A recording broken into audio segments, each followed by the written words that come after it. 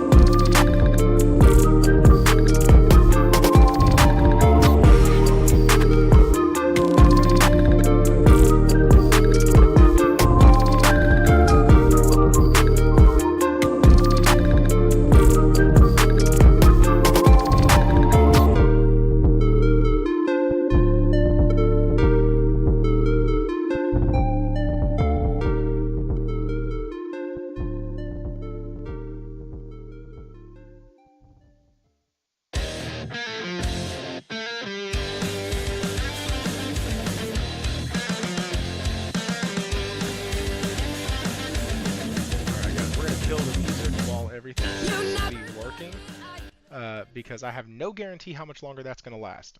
Uh, my stream is having minor issues right now, which is better than bigger issues right now. So, Outsider Gaming Night, what's going on? Michael Moradin, uh, how are you?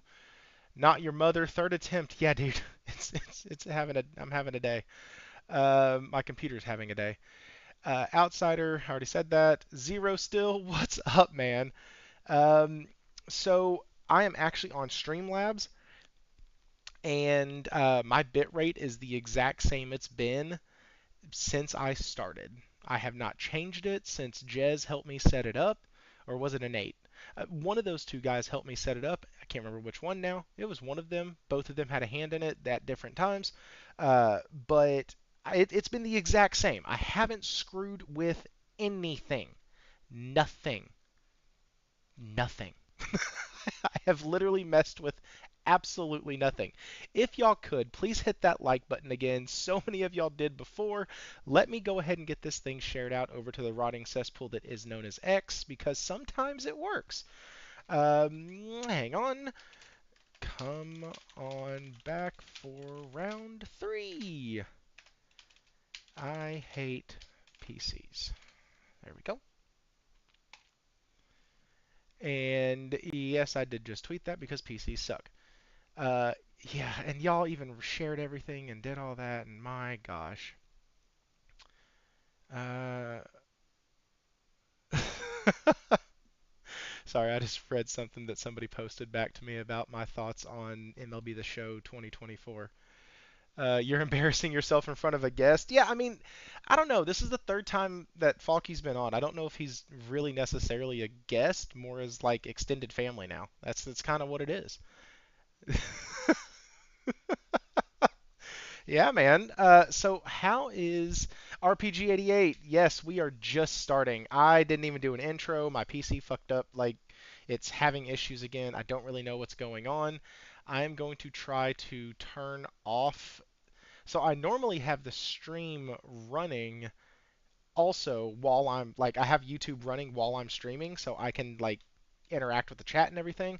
But I think we're just gonna close that down.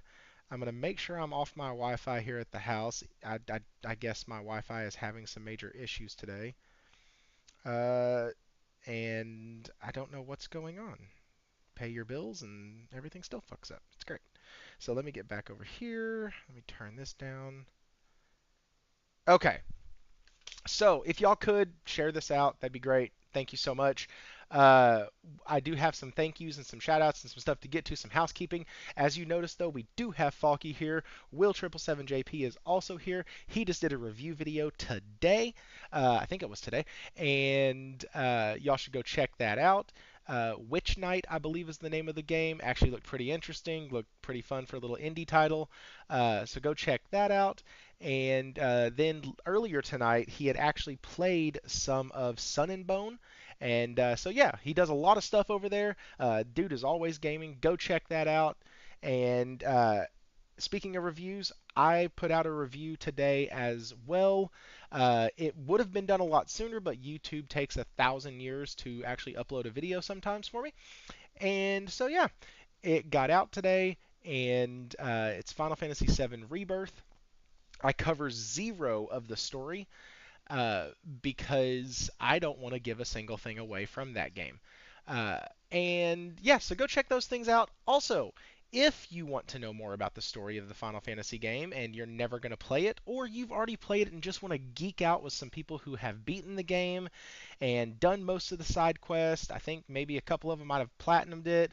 We do have a spoiler cast coming up on the channel.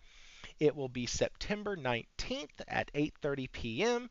You can see right here.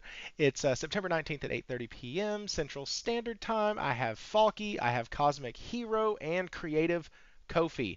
I am efforting 2 more people, waiting responses to see if they can get off work or not. One of them is a guy who's been on the channel one other time, and one of them is somebody who used to come on the channel more often. And so, really excited to have both of them. And yes, I know it is still glitching. It is telling me right now that I still have some minor glitching going on. We'll get through it. If y'all can still hear the audio, that's all that really matters. As long as you can hear Will go on a rant and us have great conversations with Falky, that's all that we're here for, really. That's all I'm here for. And so, as you see by the titles, we are talking about Concord being dead, but I kind of want to dive into the reason why, because I don't think the reasoning that my stance is going to surprise anybody, but I also think it's very multifaceted. And so it, you have so many different sects of the gaming voice right now, of the gaming social media voice, picking a lane, and like that's the thing they're hammering down on. And I actually think it's a lot deeper than that. I think there's more to it than just one single thing that caused the game to be put on hold right now. Because it's not dead. They're going to work on it and talk about the future and see kind of what they can do. And that's fine. But so we're going to talk about that. I have Falky on, and I have the wizard of all manifests and shipping, and so we will be talking to him about the PS5 Pro and what's going on with that. If he can give us any of his crystal ball and crystal ball knowledge and the readings that he does, hopefully we can get some information on that. We were supposed to have an announcement today. I'm sorry, technically the announcement could come tomorrow because it's supposed to be coming before Astrobot, but after the second moon of the month when the Australian waves are in high tide. So if we can fit all of those, we might get an announcement for a showcase sometime soon. But that's just the word on the street from everybody else's and their mother's sources, brothers, uncles who lives in the basement somewhere. Also, covered by fleas. That's right. So the other thing we're going to be talking about is Astrobot is here tomorrow. What is up, James Williams? How the heck are you? Zero Steel, I see you. Glad everybody made it back. Thank y'all for stopping in. Super appreciative. Sorry for all the messing up on the stream tonight. And hey, good news. The stream is actually getting better. Now we're down to 26% over the last 2 minutes of drop frames. Woohoo! All right. So, with all of that being said, oh, and biggest news ever. Tell me if you've heard it. Xbox is being skipped again. And this time, Sony didn't have a jack damn thing that could have been done about it. So, We're going to cover that if we get to it. If not, we're going to have a hell of a time talking about a lot of games. Hit the like button, subscribe if you haven't already. Thank you to the Sleeve Monkeys. I am putting my goals up here. I would appreciate if 5 people would sign up to be members or gift members or whatever. That's just the goal. That's what I have set for the channel. Every stream, I want to get 5. That's it. Nothing too crazy or complicated or anything like that. And if I don't hit 5, guess what? I'll still be here next week. I don't care. And so I put it up there as a good way to. Did you hear they got the marketing rights for GTA 6 to PlayStation? No, but maybe if they did, that's pretty fucking nuts. I know that somebody was saying that Sony was about to announce a major marketing deal with somebody, but that's every everybody's speculating a right. Everybody's speculating a lot of shit. So it's annoying. Speaking of what's not annoying, though, these are the Playground partners. Thank y'all so much. Affectionately called Sleeve Monkeys. Holy freaking shit. Are you serious? Not your mother just gifted 10 Sleeve Monkey memberships. Oh, and some amazing people got hit with them. We got Cosmic Hero, Nelson Gaming Culture, C Fresh, Marty McFly. What is up, dude? Paco King, Adam Bader. Never seen that name before. Glad to see you in here, man. Chad stood on back on the board. And Leech 1399. Holy crap on a stick. That was big. I was not expecting to hit it at all. And y'all just killed it right away. Daggum. And that's awesome. I'm going to turn off these alerts because we're about to get one for every single person. And that's going to, yeah, there's another one. Okay, yeah, we're going to, we're going to mute that. Holy cow.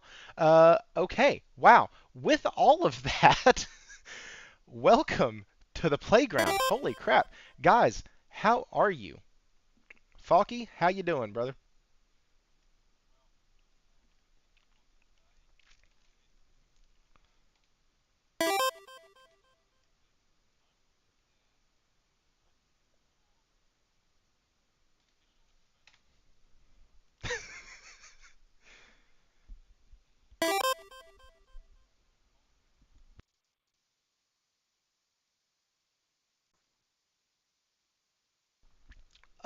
You said it's cold?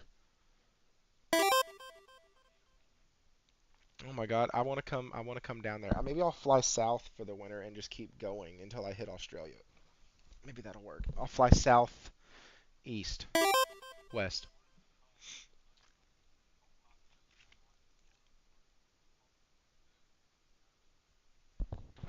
Oh, wait, hang on, guys. They say they have no guest audio. Give me just a second. Why? Fucking hate these things. I need to take like a I need to take like a college course or something on just what in the hell I'm supposed to be doing with these. Or maybe I need a 5th grade course. I don't know. My son knows how to use this shit better than I do. All right, hang on, guys. That was to the chat, not y'all over here. I can hear y'all just fine. Global settings. Oh, that's why. All right. Falky, go ahead and say something. Oh shit. That didn't work. Audio monitoring device. They can't hear you. They can see you talk. I swear to God, I didn't do anything. Oh, I did do it. Whoops. All right. Try it now. N Nope. What in the actual fuck is going on? Okay. Audio monitoring device. Yep. Yep, that's my headphones. That's where it's supposed to go. Desktop audio, desktop audio. Hey, Will, can you say something, bud? Nope. His isn't popping up either. Man, this is some shit. I'm working on it.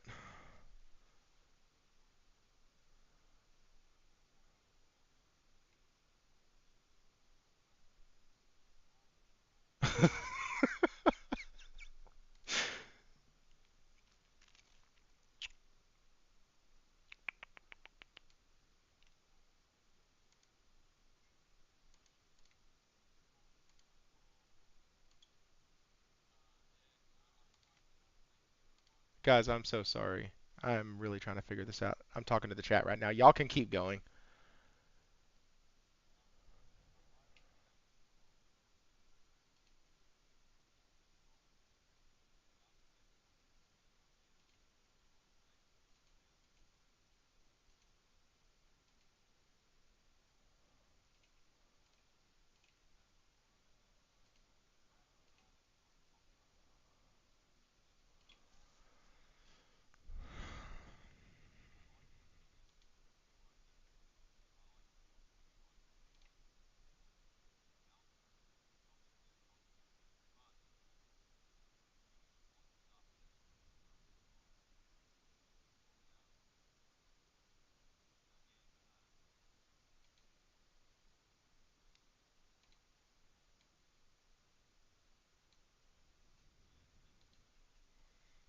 Guys, I am so sorry. We are having technical issues right now.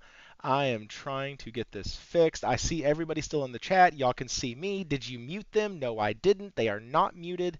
They are not deafened. They are not anything. This should be working absolutely to perfection. Falky is actually laughing his ass off at me right now because I can see him. That's funny. I am trying to figure this out, and I'm about to throw this damn thing out the house. I'm literally just about to say fuck it and go load up the PlayStation and start a group chat on there and do the show because I'm getting extremely pissed. And so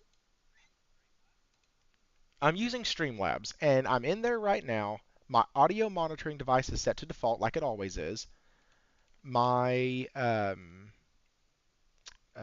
desktop audio is default just like it always is because that pulls in everything on the desktop.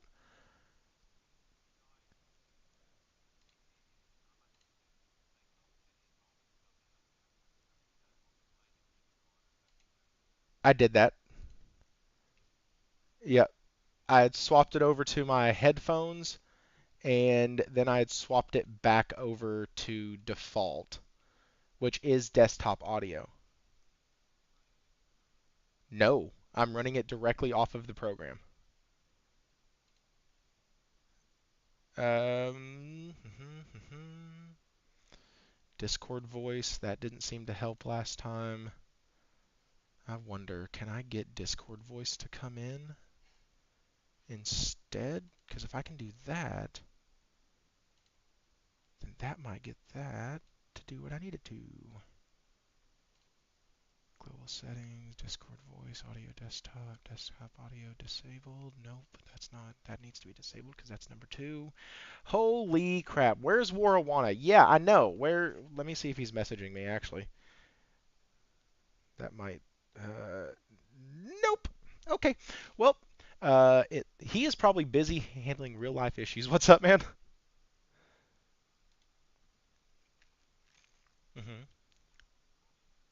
Mm, no, this is the exact one that we're supposed to be in. I've tried to put us into the other ones before and it doesn't work because I don't know how to set it up properly. Okay. Still series, audio aux. In a while, like I typically catch this crap beforehand and I fix it.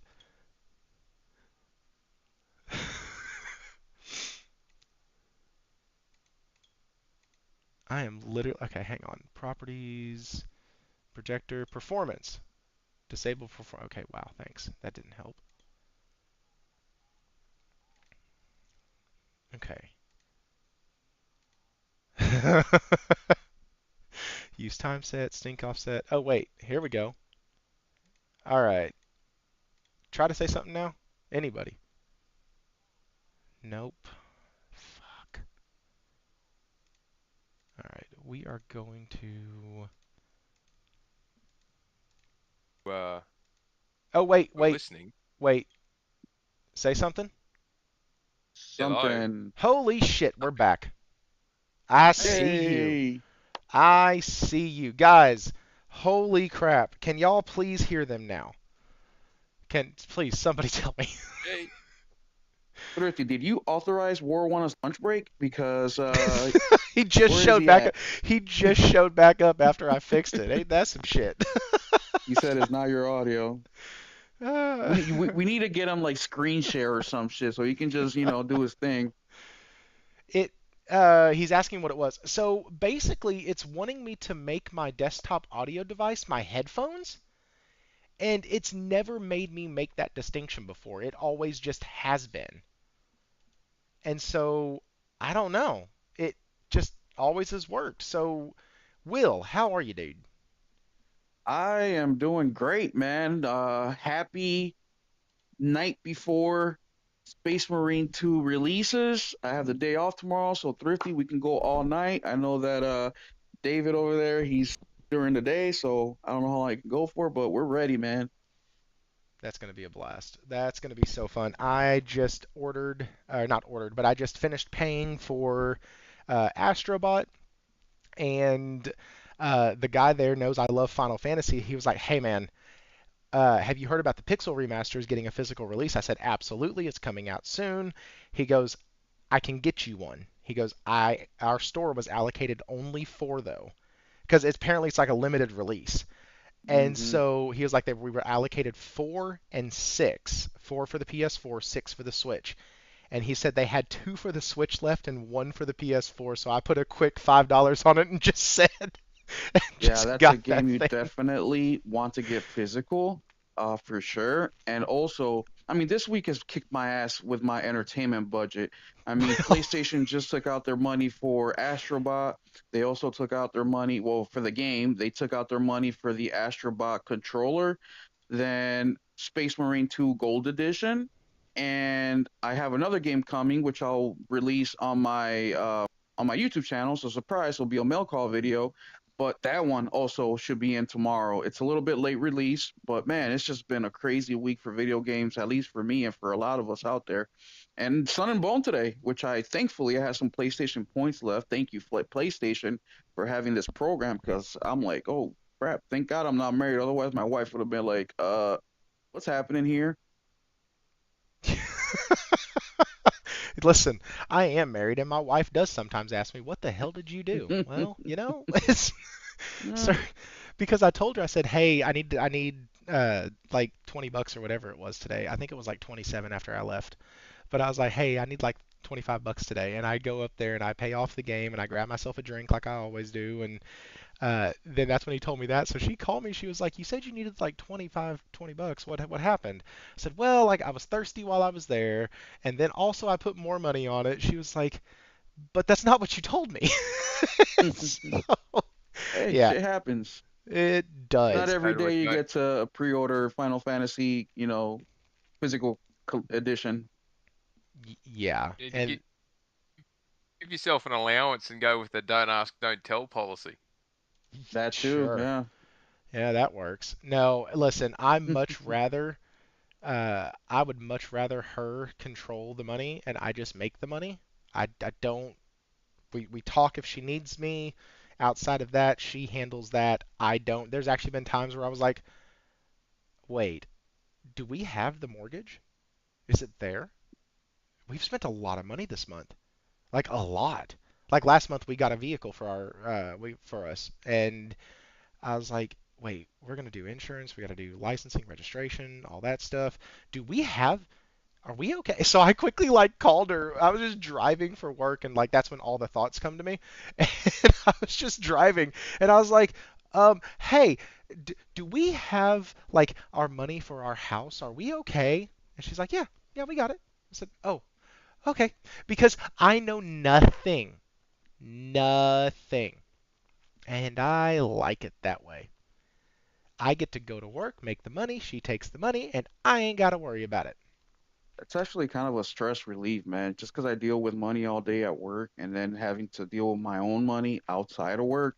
And I can just, what you just explained, when you have a partner like that, where you guys can distribute the responsibilities and you focus on what you have to, and then she focuses on what, she has to. And it just creates great synergy, in my opinion. Yeah, it is really awesome. I was very blessed. Hell, I've sent y'all some of the photos of stuff my wife has sent me for lunch. Like she takes great care of me. Way Hmm. better than I deserve. But it's awesome. Speaking of things that may or may not had stuff that they didn't deserve happen. Concord is dead, like Wait, hold up. DEAD. We gotta introduce Falky again Oh because the yes, guys yeah, didn't because he didn't hear. get to. Holy crap, you are Yes. absolutely right. Falky, how are you, dude? Dude, yeah, doing well, doing well. It's the weather hasn't changed since I mentioned it to you when anyone else couldn't hear it. It's still cold, wet, and miserable outside. Windy as hell, blowing its ass off. I'm currently inside enjoying some warmth and some good company and hopefully a good chat. Well, now Because that we can remember, actually get there, yes. people forget Falky is in Australia, like Warwana and Josh and a couple other guys on the Discord. But guys, don't forget that the world is, it's reverse at times. So where we are enjoying summer, other parts of the world are enjoying winter, and vice versa. So right now we're heading into our fall season where summer is coming to a close, and we're heading into autumn. And for Falky, you're heading into what is it, spring for you? Yep, we're just 5 days into our spring season, but you wouldn't know it if you went outside. Yeah, yeah. It's always fascinating for stuff like that. When you're a little kid, you don't think of stuff like that. You think, oh, it's summer here, summer everywhere, or it's spring here, it's spring everywhere. But no, man, different seasons, different parts of the world. Already planning Absolutely. Astrobot. And We hey, look, the positive thing here is that we actually made it to Thursday. So Yes. we So we're well, safe for tomorrow. Great. Space Marine 2, baby. we That are means I'm we good. are safe for tomorrow. Also, holy crap, we got 40 people in here on a stream that had to be Oh, restarted snap. twice. That's awesome, guys. Shout out to y'all. Thank you. Henry Welcome. Heck, what is up, dude? Josh Ayers, I see you. Zero Steel, welcome back. Cosmic Hero, hey, that's one of the dudes on our spoiler cast. Guys, I cannot tell y'all how excited I am. So glad to have that game in the books. 92 hours in, it's done. And I'm excited. The game was absolutely phenomenal. It wasn't perfect, and if you want to know more, like I said, go check out my review. But let me tell you, after that, I was really, really hyped. I was so hyped, and I was so pissed off that Will got to it before I did the other day. MLB The Show 2024. I hadn't played one since 2019. And I was like, man, this is wait, no, I think I got 2020. It's either 2019 or 2020 when I stopped. I swear to you, I can kid you not. The graphics and the player models are worse now than they were then. It is absolutely awful. Nothing looks right. I always play on Road to the Show. It's my favorite mode. Go figure. It has RPG elements. I get to gain experience points like I'm playing an RPG, and I get to do it while playing baseball. It's my favorite mode in any of the games. It's the one I always play.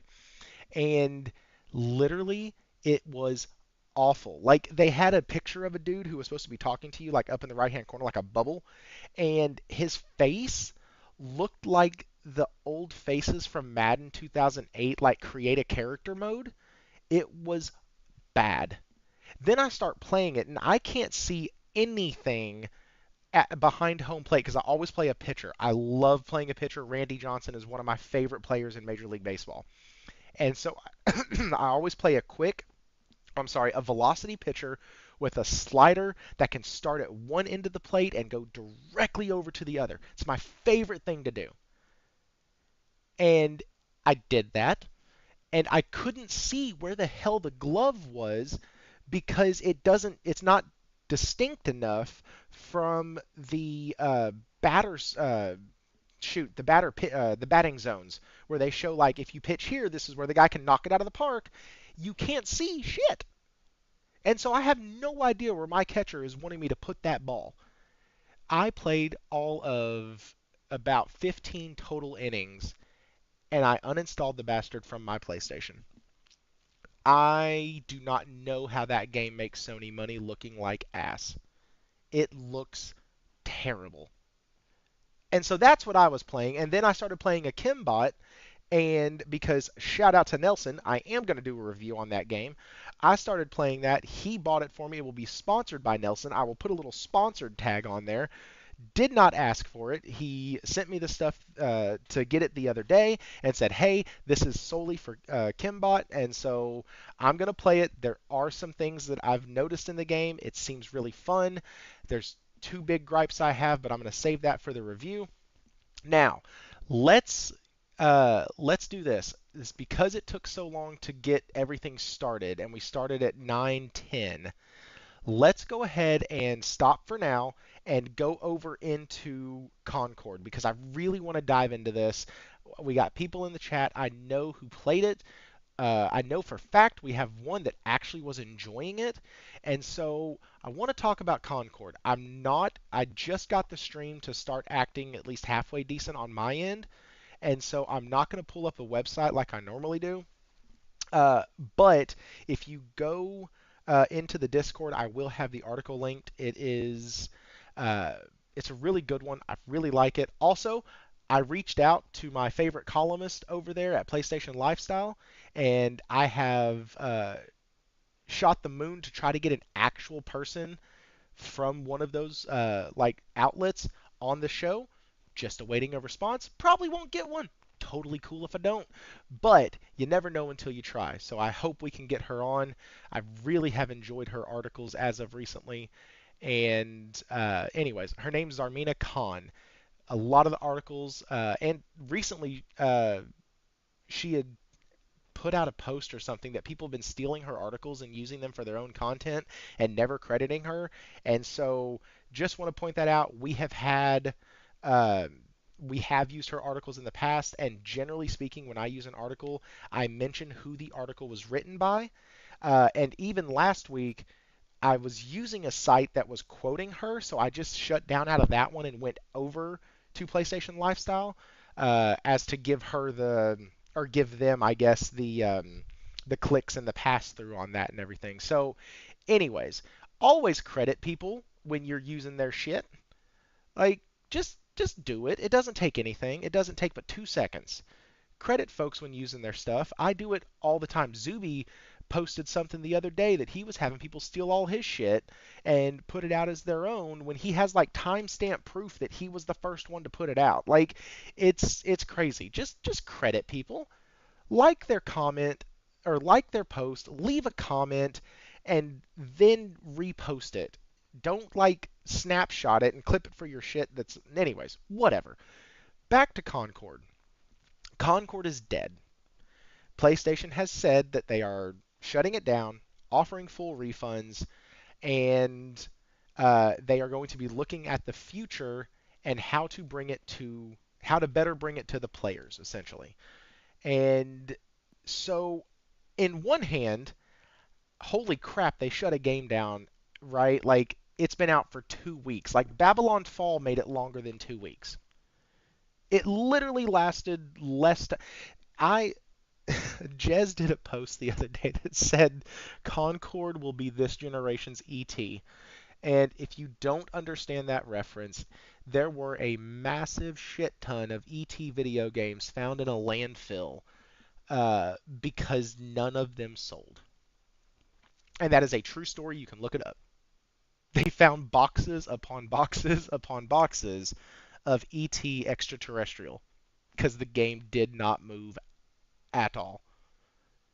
And so I want to hear y'all's thoughts. Falky, you are the guest, so we will start with you. What do you think happened here? A lot of different things. Um, so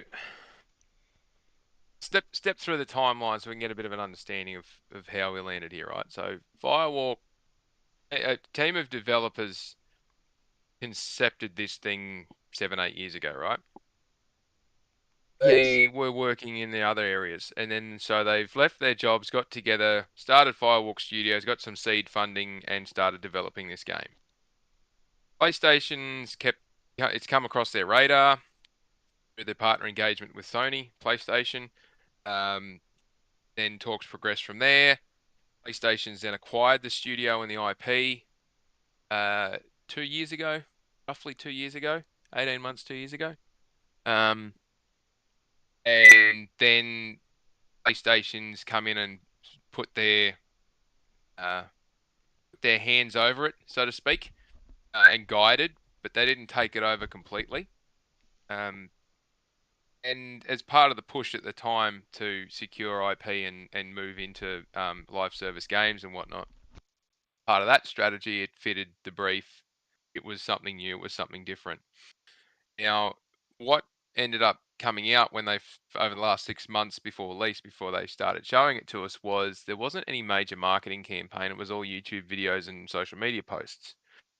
So it's kind of been an underground attempt or an underground marketing attempt. It's not got that big budget push from a first party like what Spider-Man or even Astrobot's not really getting it. Spider-Man or The Last of Us or um, uh, Horizon and those ones got. They're not setting up trucks standing on their nose with all this web stuff slung around it in the middle of Sydney. Either for Spider-Man, or they've got dinosaur some of the big metal dinosaur style things out of Horizons, sitting in a park in Melbourne for people to go and see. There's not this massive activation. What's come out of what's been launched is there's a game that's got a really good skeleton there, but it's not been fleshed out very well. And for a studio that had 150 at peak, to do a live service game when something like Destiny is 1,000-ish to run that and do minor updates to something that's been there for nearly a decade, or you look at the team that does Final Fantasy 14, that's 1,500 plus. Do it with 150 people, I think, is quite an achievement. But part of what's been going on is it's not just let's pump out a game and hope to hell it works. There's very specific things that they've done with Concord that is effectively live market testing as part of this program. Now, it's launched, it's not been received horribly, but it's not been received to the standard that Sony has. So that's crossed there. They need to go and work on that. There's heaps of feedback coming through around matchmaking's fun and the game is fun and things are fun, but there's no campaign. We want a campaign. We want to be able to play this thing on our own and get better at it rather than diving straight in. It's too much like Valorant. The characters look too much like parts of Guardians of the Galaxy. There's all these negative connotations around it, but the core of this game has got some solid structure to it. So what they've done is, instead of tying up server space, which costs money, and tying up resources in an attempt to go down there, because remember, they launched here's our pathway, here's our next 12 months, where here's the launch game, this is what the next 12 months looks like in terms of key things coming. Instead of progressing down that pathway, which is clearly not the right direction, I'm not saying it's the wrong direction, but it's not the right direction, and with all the other information they've now got from the launch and the engagement with the market and that, usually when a game doesn't work, they just go, "I'll leave it out there. We'll get what we can out of it. We'll write it off at the back end, but we'll leave it there and try and milk as much out of it as we can." The PlayStation haven't done that. They've gone, "We're going to take it offline. We're committed to doing something with it, but we're going to give you your money back because clearly this hasn't met the standards that we expected it would, as well as you've expected it would. But the playtesting hasn't. All the playtesting was saying this thing should be somewhere around an 8 out of 10, and people should enjoy it." And it just hasn't hit that mark. Now, they're also trying to pick up a heap of Valorant and other hero shooter PC gamers who have sort of dabbled but not really jumped across, because obviously it didn't do very well on PC. And there's some other factors coming in there that they've managed to seek out as well. But in terms of saying it's dead, buried, and gone, that's not what PlayStation has said. They've been very specific about how they've said what they've said. Typically, if something's gone, they just turn it off, and it comes as part of an announcement that we've cut the studio, we're not doing this, we're not doing that, it's dead, it's buried, it's gone. They've been very specific about saying we pull it offline, we're going to stop selling it, we're going to give everyone their money back, and we're going to figure out what we're going to do with it. So there's a couple of different ways this can go.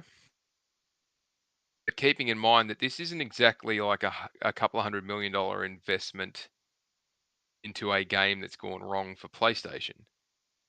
They've had the studio for 2 years. At most, it's cost them maybe 30 million to run the studio for 2 years, and most of that cost has been buried in labor. time and labor and other bits and pieces. And the acquisition cost for the studio was minor as well. So they may be able to write off an element of this stuff as R&D, which in Japan do R&D work. If you're the parent company and you do the R&D work, doesn't matter where in the world, you can declare it in as your technology advancement in Japan. Because remember, PlayStation's not done this type of game before. You get something like 42 or 45%, 45 cents of every dollar back as a tax write-off or a cash back from the tax. So it's not like they've blown a couple $100 million up the wall and it's gone nowhere. They've probably generated $1 million plus that they've got to give back as refunds anyway. But the people that have played it and have played a lot of hours into it, they enjoy it. So there's something there. They just need to probably reskin it, add a few other things to it. I've been chatting with a few people who are close to the situation, we'll put it that way. And we've got some alternative theories. Most of us are in agreement that something will come of it. It may turn out to be instead of trying this, pay for it and play it as you like, and we'll just keep giving you free updates. It may turn into a free-to-play game where you got to buy the battle pass, which is not ideal. They've tried to break away from that. And the worst thing that could come of this is they knock it on the head, shut the studio down, sack everybody associated with it, and just never try this again. I think that could be very detrimental to PlayStation trying new things. As everyone does, they complain that PlayStation just cranks out the same shit. And then when they try something new, they pile on and say, well, how dare they try something new? Then nothing happens. Don't Yeah. forget that nothing happens. Now, remember, they parked factions because they did not want to support the thing once they launched it. Parked it, a game that would have had a huge nostalgic following, because they just couldn't see themselves supporting it. Now, that would have been in a very similar situation as to what has happened with Concord. Helldivers 2 is an exception because that thing just, it hit. It lightning in a bottle and it hit. But it's PvE. Factions would have been PvPvE. And there's all these little permutations around, do you have this type of game? Is this in here and this in there? So Concord may come back.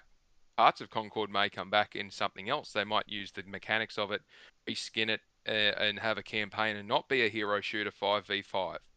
It may come back as a 3v3, or it may come back as a PvE, player versus environment. They could strip it out and do something to bring back resistance or kill zone or something like that. You never know, but they got it out there, and instead of play testing it with QA, they gave it to people out in public. Like, they put it out in the market, and they've listened to and they're saying they listen to feedback from the people who bought the game and played the game, not people who are just commenting on the sidelines. So, it could be written off as market research for something else. There's a couple of games they haven't announced, which are massive live service games that they're working on, and some of the findings from Concord, Fair Games, and Marathon will feed into the back-end development of these other couple of games they're building. So, is it a massive, PlayStation needs to stand back and have a hard look at themselves and, tut for even thinking about this and abandon all hope and all the rest of it? No, I think anyone peddling that's full of shit because they clearly don't care about games.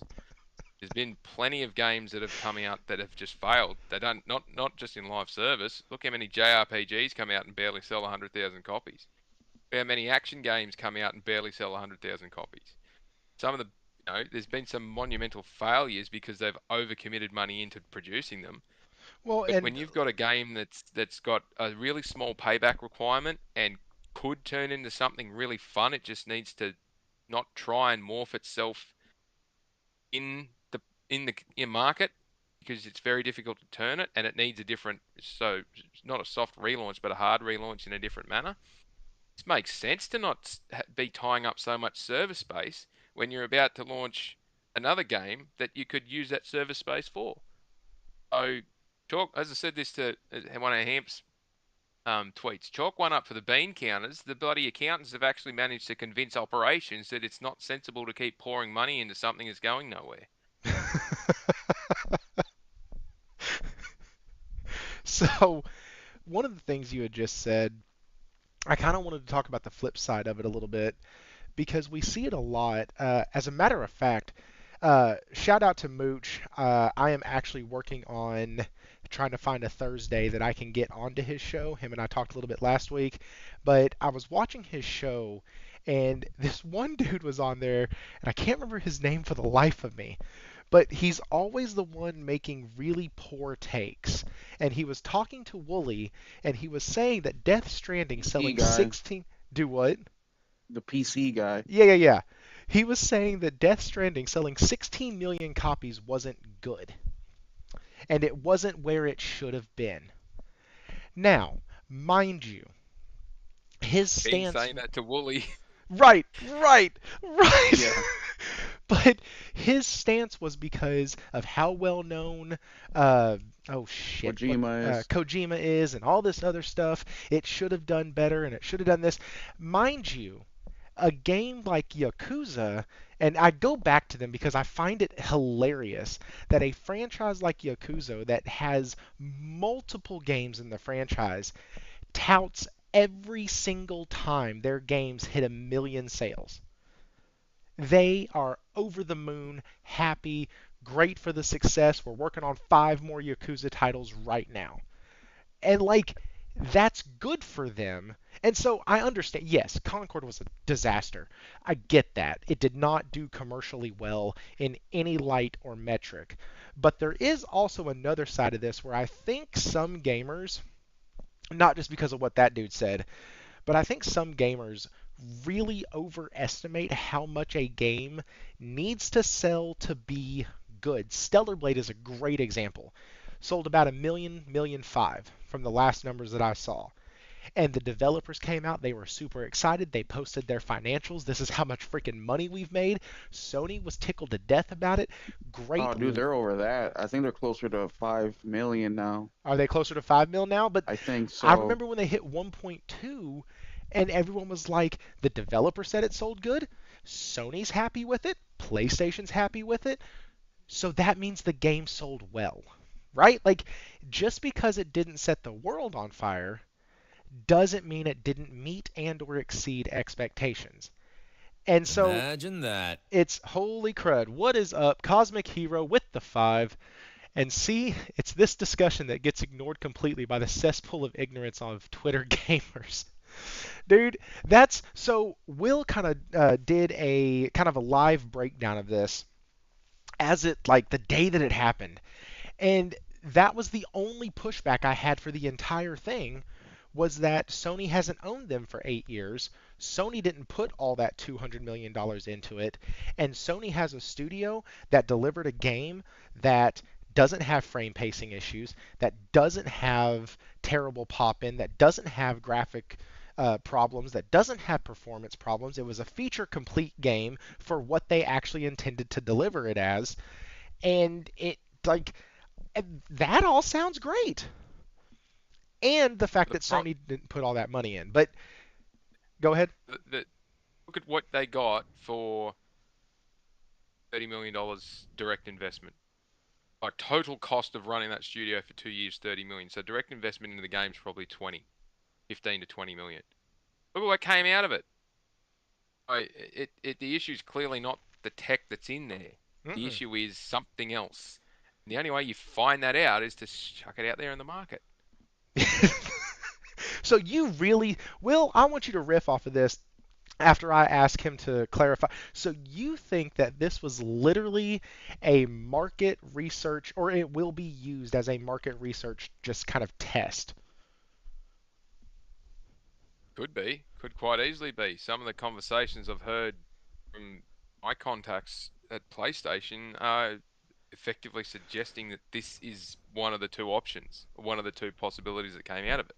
Obviously, if it landed and it took off like a wildfire, why would you change your tact? But Sure. they had a plan in place if it didn't land because look at the graveyard of games that have been great but didn't land.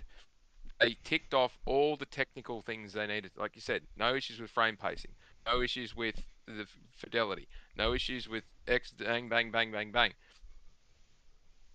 Does the launch window have an issue? Yes. So questions around the launch window and did they market it well? Not really, but it was an odd campaign because I remember my YouTube feed just constantly getting hammered.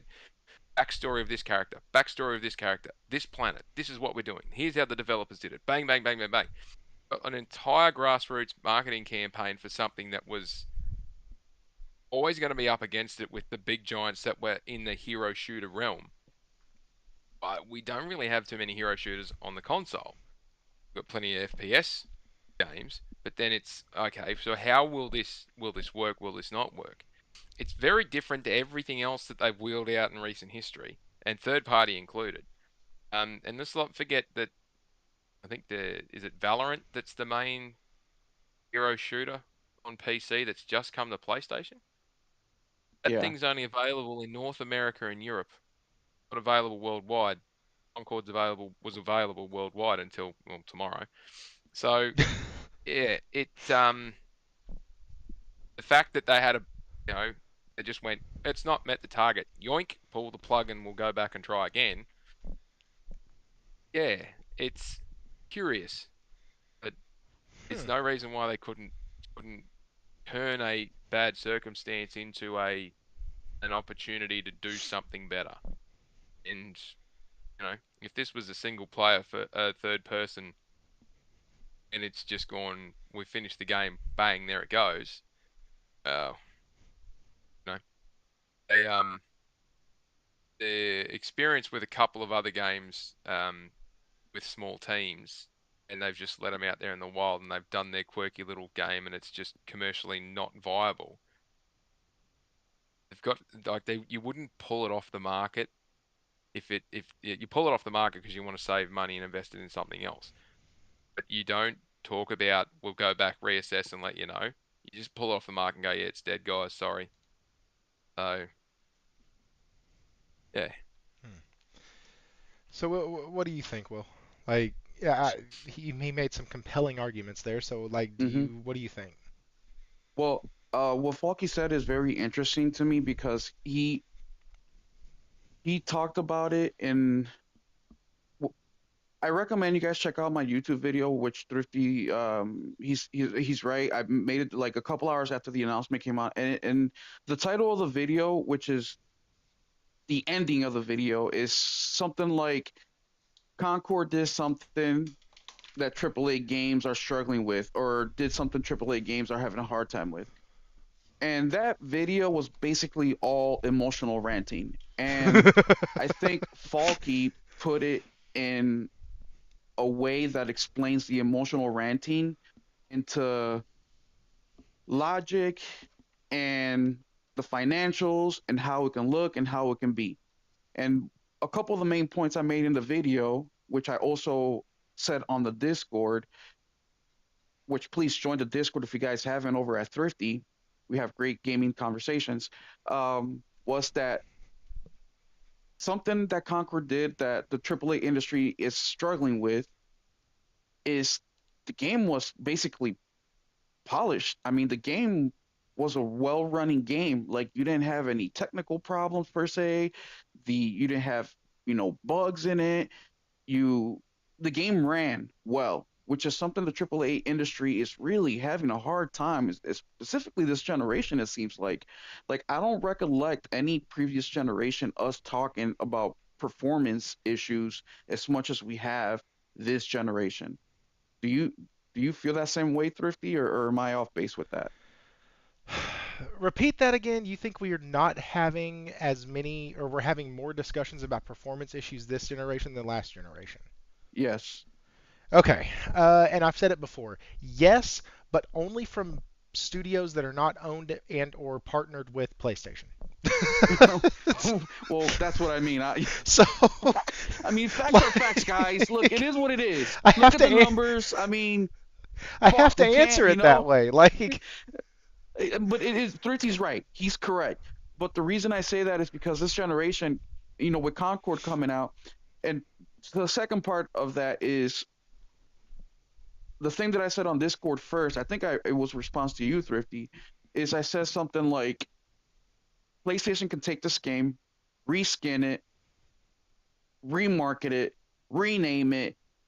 They have a very strong mechanical working game, meaning they can just take X amount of time, repackage it, and put it back out, and none will be the wiser, right? Because that's how good the game is. And I only played the beta. I only played a couple matches because this game is not my type of game. I'm getting this information from Warwana, Henry Heck, Wooly, people that actually played the game, enjoy the game, and are gamers. They play games like it's for their living, and they know what they're talking about. And every single one of them has said the exact same thing.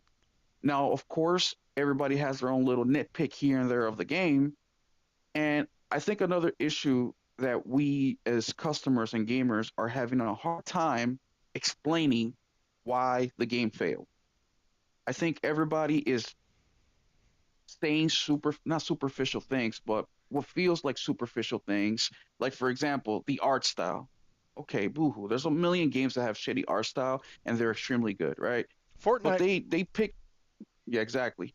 There's these little nitpicking things that just to me doesn't equate a game of this caliber failing, right? Mm. And I'm wondering if it's okay with you, Thrifty, if I pull a little audible here tonight and try something new. But I have a clip from Luke Stevens um that he put out a short recently, and when I heard it, I'm like, this are the thoughts that I've been having, and I couldn't really put it into words per se. So I'm gonna play it real quick. Let me, if it's terrible audio, I'll cut it off and just give you a synopsis of it. But I'm gonna try because I think he puts it in a good way. Starting now. People are celebrating and grave dancing on Concord is because, at least from what I've seen, most of the people that are most passionately opposed to it are PlayStation fans, like old school PlayStation fans. And the reason that they hate Concord is because of what it represents. It's really not that complicated. PlayStation was built up into the behemoth it is today primarily through the PS4 era. The PS4 era was built on selling gamers extremely high production value, high quality, single player narrative experiences that were nominated for Game of the Year consistently and that always were the most critically acclaimed games of the year in which they launched. And then the PS5 generation, they basically flipped a 180 and fans are frustrated. And so its failure for a lot of PlayStation fans represents a pretty significant victory against the live service redirection of PlayStation. And so people are hoping you will point to PlayStation and say, okay, this isn't what your fans want. I think the reason people So that was a clip. Did you guys hear? Yes, enough? but here's the deal. I disagree. I disagree heavily with what he said and his whole premise. Two reasons why. One, PlayStation gained its popularity on the PS2. Two, they almost lost that popularity on the PS3, rebuilt it towards the end of the PS3 generation, and then rode the popularity from what they had, the loyal fan base from the PS2, the 87 million of us dumbasses that stuck with them through the PS3, and rode us into the PS4 and gained back all the people they lost, or most of the people they lost from the PS2. So that's the first thing. The second thing is I don't I didn't see a lot of I'm gonna be honest. This game was the death of a thousand cuts. It was not one single thing that killed this game. It was a lot of things. It wasn't innovative. No, nobody who I have heard play the game talks about how innovative or how creative they were. They talk Well, about before you get into that, Go ahead, go ahead. let me just finish up on that spiel I was Go ahead, heading go ahead. into. Because I'm gonna touch base on a couple of things, and you're right. Obviously, the PS2 had a lot to do with it, but I think what he's talking about is after the PS3 loss, I think the PS4 is what kind of got it back up, going to what we knew PlayStation to be. I think that's where he was heading. I don't want to stick no words in his mouth, but that's the way that I took it. But anyway, shout out to Luke Stevens. To me, that was a good video. But to touch base with Thrifty, I had this conversation with Henry because Henry has made a couple videos about Concord. And shout out to Henry. Go watch his YouTube channel, especially with the Concord stuff. He knows what he's talking about. He brought up another game. I wish I could think of the name, but it's that army guy game that's exclusive basically to Xbox right now, and it released about 6 months ago. It's a shooter, and he asked the question. Well, should he didn't ask the question. The developer of the game asked the question, should we bring this game over to PlayStation? Because the premise is if PlayStation gamers do not PvP or these multiplayer games, is it worth for other developers and other studios to bring their games over to PlayStation when Concord failed?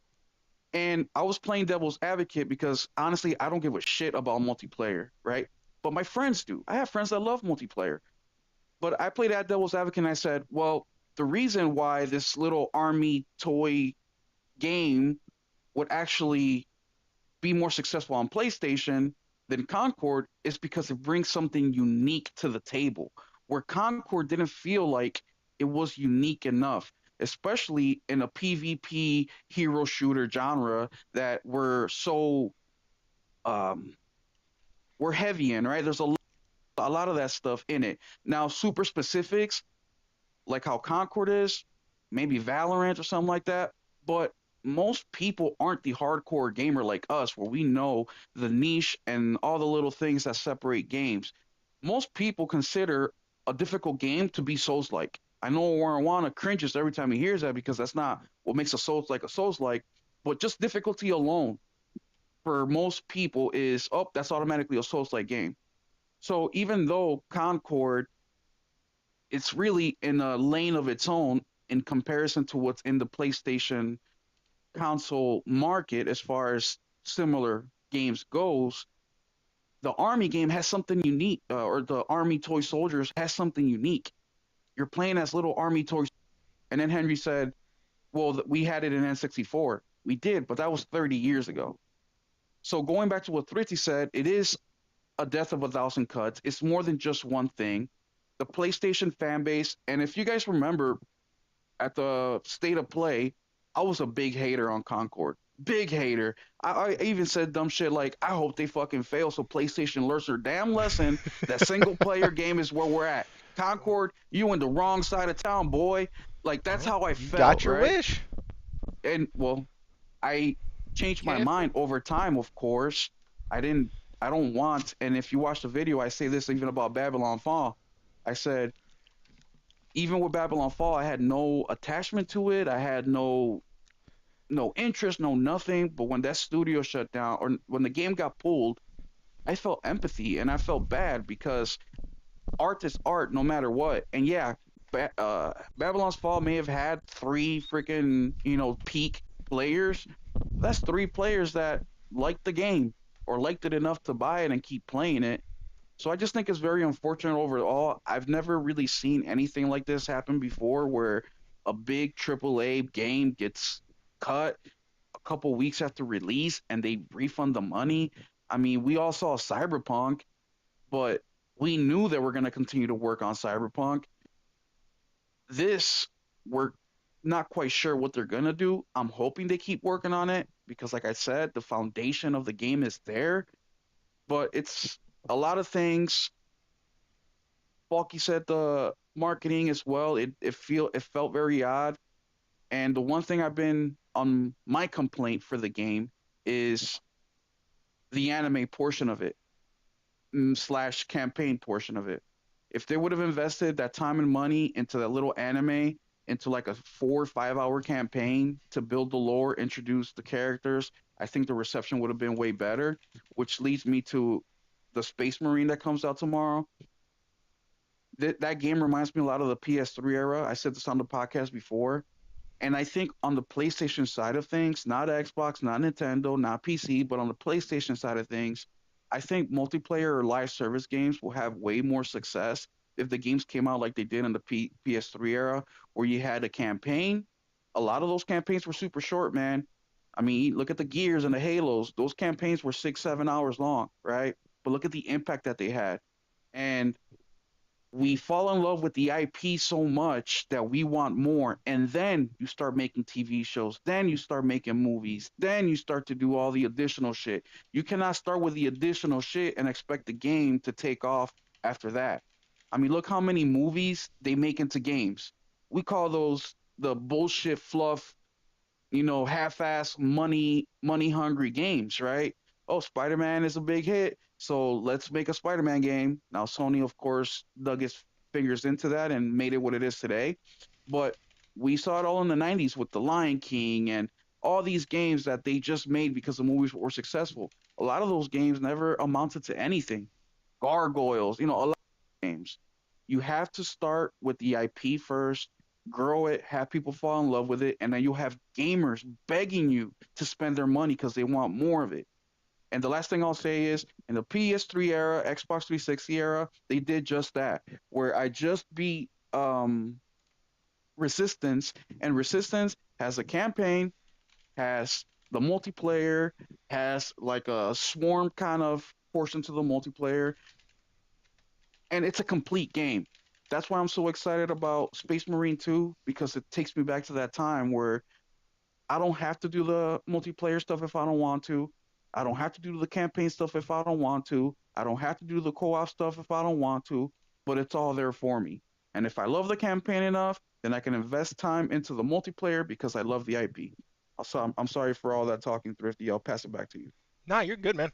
I just So I am going to talk a little bit about the elephant in the room that we don't usually talk about on the channel because it is part of the 1,000 cuts. Holy crap, we have 42 people in here. Like Warawana just said, please hit that like button. Wara, I have no idea how in the hell I deleted your messages. I listen, somebody gave me a mouse and a keyboard and that was the dumbest decision. Like I don't know why. It's like trusting a 12-year-old with children. I don't fucking get it. Like I don't know. Hell, it's like trusting me with my first kid. Lord help me. And God decided to give me a child, and I said, "Are you sure?" But anyways, guys, yeah, hit that like button. Okay, so here's my problem. It was a lot of everything. Like I said, the game didn't have a lot of innovation to it. There was nothing that really made it stand out. I think what you said in your video, Will, about adding a campaign mode, or if they would have had a campaign mode instead of the anime, I think that would have been amazing. Now, the anime, I think they should have done both, to be quite honest. They should have had a campaign. Maybe they could have done it like Vantage Point style, since they have so many different characters. Like each portion of the campaign, you control a different character, so you kind of get the feel for each one Well, and how remember, each one Thrifty, works. their plan was to do whatever. I think it was quarterly or monthly. They were gonna give you basically like a story cutscene, or not a cutscene, but like a story little thing on the game. So the game had uh, continuity in it as far as the story goes. And they were gonna weekly. It was weekly. They were gonna do one every single week. And I forgot who said this, but somebody said, "Oh, they probably got like 3, 4, 5 months worth of these little mini stories that they got in the bank."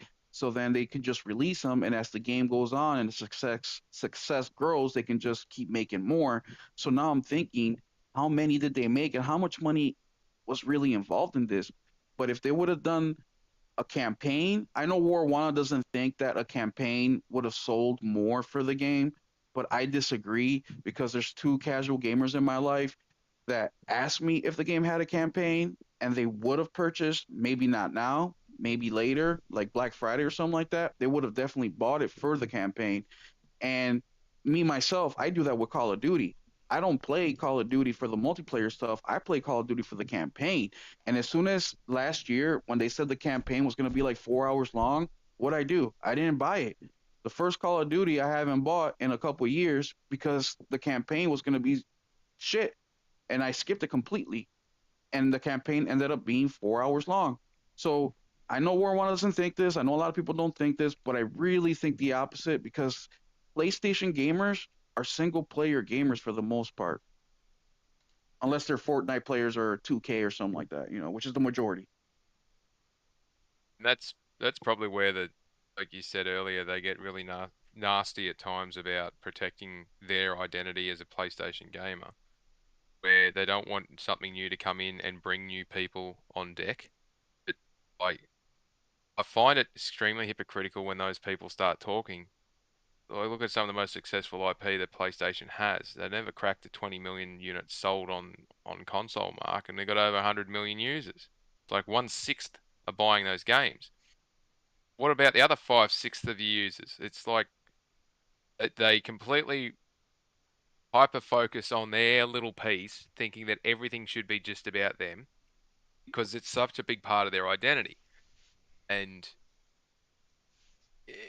and when I say a big part of their identity, these are the people that are 20, 30, 40% of who they are and what they identify as. This is how much of their identity it is.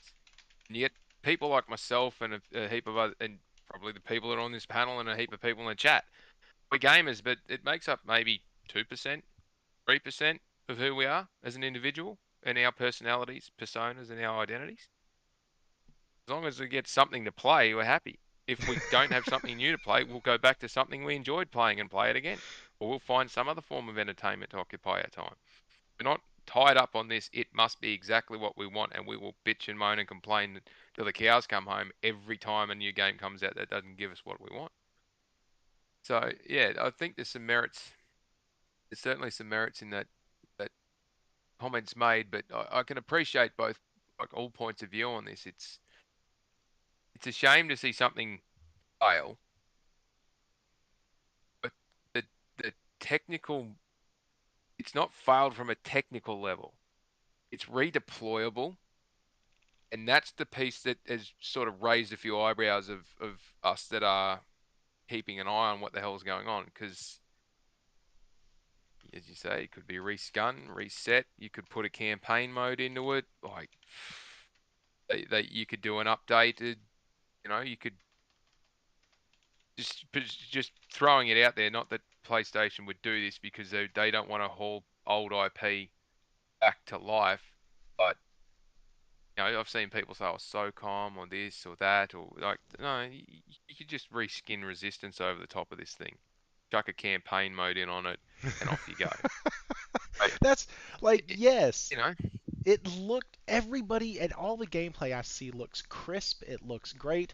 But the other thing, and this is something like I said that I typically stay away from and have with Concord because honestly the game wasn't for me. I don't play hero shooters before this. I'm probably not going to play hero shooters after this. I've played one, actually let me rephrase that. Out of all the shooters I like hero shooters, but they have to have a story, like Remnant 2 or Outriders, like things like that where people can hop in, they can be with you, they can not be with you, it doesn't matter. And then that's the kind of hero shooter stuff I like. Like Outriders had their whole end game thing, no microtransactions, no nothing. They had one DLC that came out. Actually, I'm sorry, they had two. The first one was free because it fixed a lot of shit. The second one was paid for, and it was awesome. I loved it. They sent you to like this whole temple area that had all these. It was like a gauntlet mode almost. It was so freaking cool. And that was great. It had special abilities. It had all this other stuff. You could fine tune your character. It was awesome. It crossed over the hero shooter with like psyops and special abilities and Diablo style stuff where you had cooldowns and you had to watch your cooldowns and do all of that. And like I was casting volcanoes in that damn thing repeatedly with a spell that was like Inferno or something like that, and it pulled lava up from the ground and it sprayed it. Like all of it was so fun. And every time I saw gameplay of Concord, it looked amazing. It looked fantastic. But it just looked vanilla. It looked very safe. And so that was one thing that the game had going against it. The other thing is that, yeah, you are trying to sell to, you might not like it, but you need that 10% of gamers who are on social media to not completely, utterly hate your game. Like, because even though it's such a small number, I think that a lot of that negative press did influence the buying decisions of a lot of people. Because even the casual person that just hops on X every once in a while sees all this crap going on and is like, you know what? That's a game I don't want to be a part of. Or they see it, and all of a sudden, we get 25 million Hogwarts Legacy copies sold. We're like, what the fuck? Where did that come from? Well, it's because people saw the crap that was going on and decided to buy the game. People saw the crap that was going on with this one, and I'm not saying that all of the woke stuff or whatever, the fact that there were fat chicks in it, like I don't think that that was the sole reason why the game failed. I No, do no. believe that it played a factor. I believe it's one of the facets of the failure of the game. Because I've always said it, if you give us amazing gameplay, innovation, things that it's going to pull us in and latch onto us, we will put all of the political bullshit that we bring to the table as gamers into the game, and we'll leave that shit at the door. We will. What? We Well, just will. Thrifty, another thing too is, look, I understand that not every single game that comes out is going to be innovative. We understand that there's only enough brain power in the universe, right? There can't be something new every single time. But what you can do is be unique every single time.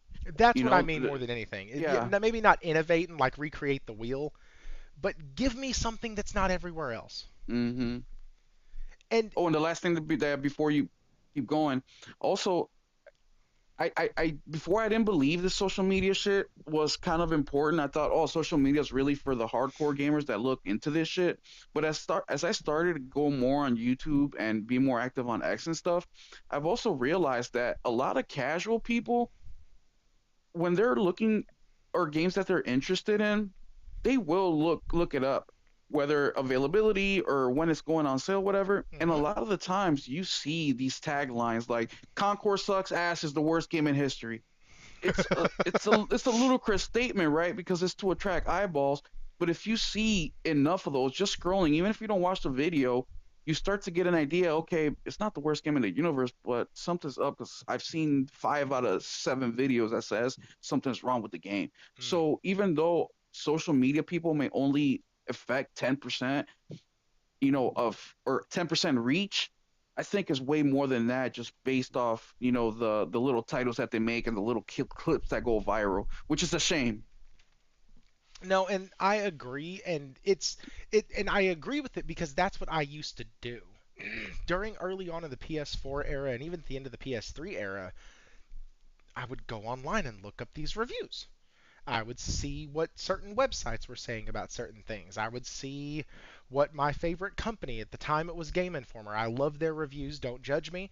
All of us got the damn magazines and flipped to the back of them to find the reviews of games that we were hoping that they had covered. And when they didn't, you flip to the very back to see all the games that they have rated but not actually wrote an article on. Like, I remember doing that religiously every month. I would get the Game Informer from the mailbox because, of course, I was a pro member at GameStop. And I would get it and I would sit down, and that's the first thing I would do. I wouldn't read any of the articles, I would flip all the way back to the reviews immediately.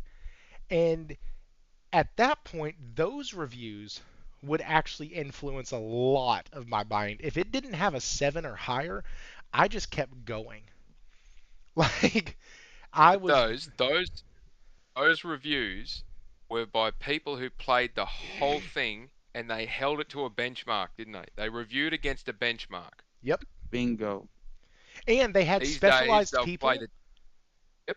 They had These days they'll specialized play folks. 2 hours and then however far they get in 2 hours, and they've got to type out 2,000 word review, and doesn't matter what spits out the other end.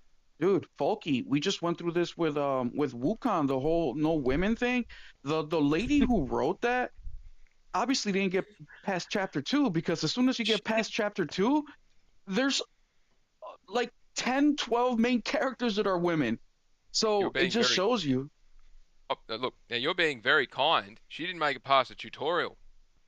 Well, yeah, that. Well, today I was on live stream Sun and Bone, and one of the comments I said, because I kept getting killed, I said, I feel like the reviewer for Cuphead, where you can even get past the double jump portion of the tutorial before you even get to the damn game. But these people play 10 minutes of a damn game and create a whole review out of it. And I'm like, bro, you do this for a living. Like, why do you hate games so much? Why do you hate the gamers so much? My president just came to visit me today, a surprise visit. And imagine if I tell him, yeah, I fucking hate these people that put food on my table. Like, he blows my mind. We had the games media is in a fucking free fall at the moment. It's a bloodbath. They Like, really genuinely are. a bloodbath. And we have people arguing with each other who are both journalists, like Yeah. arguing openly, and I'm like, holy shit. So I follow a lot of sports radio, and when somebody like leaves a studio, because I am like this in every facet of my life, guys. If I enjoy something, I dive headfirst into it. There is no halfway with me on anything. I Me either too. love something or I fucking hate it. I'm either 100% invested in it and I'm going to like research it and have a few key talking points about it.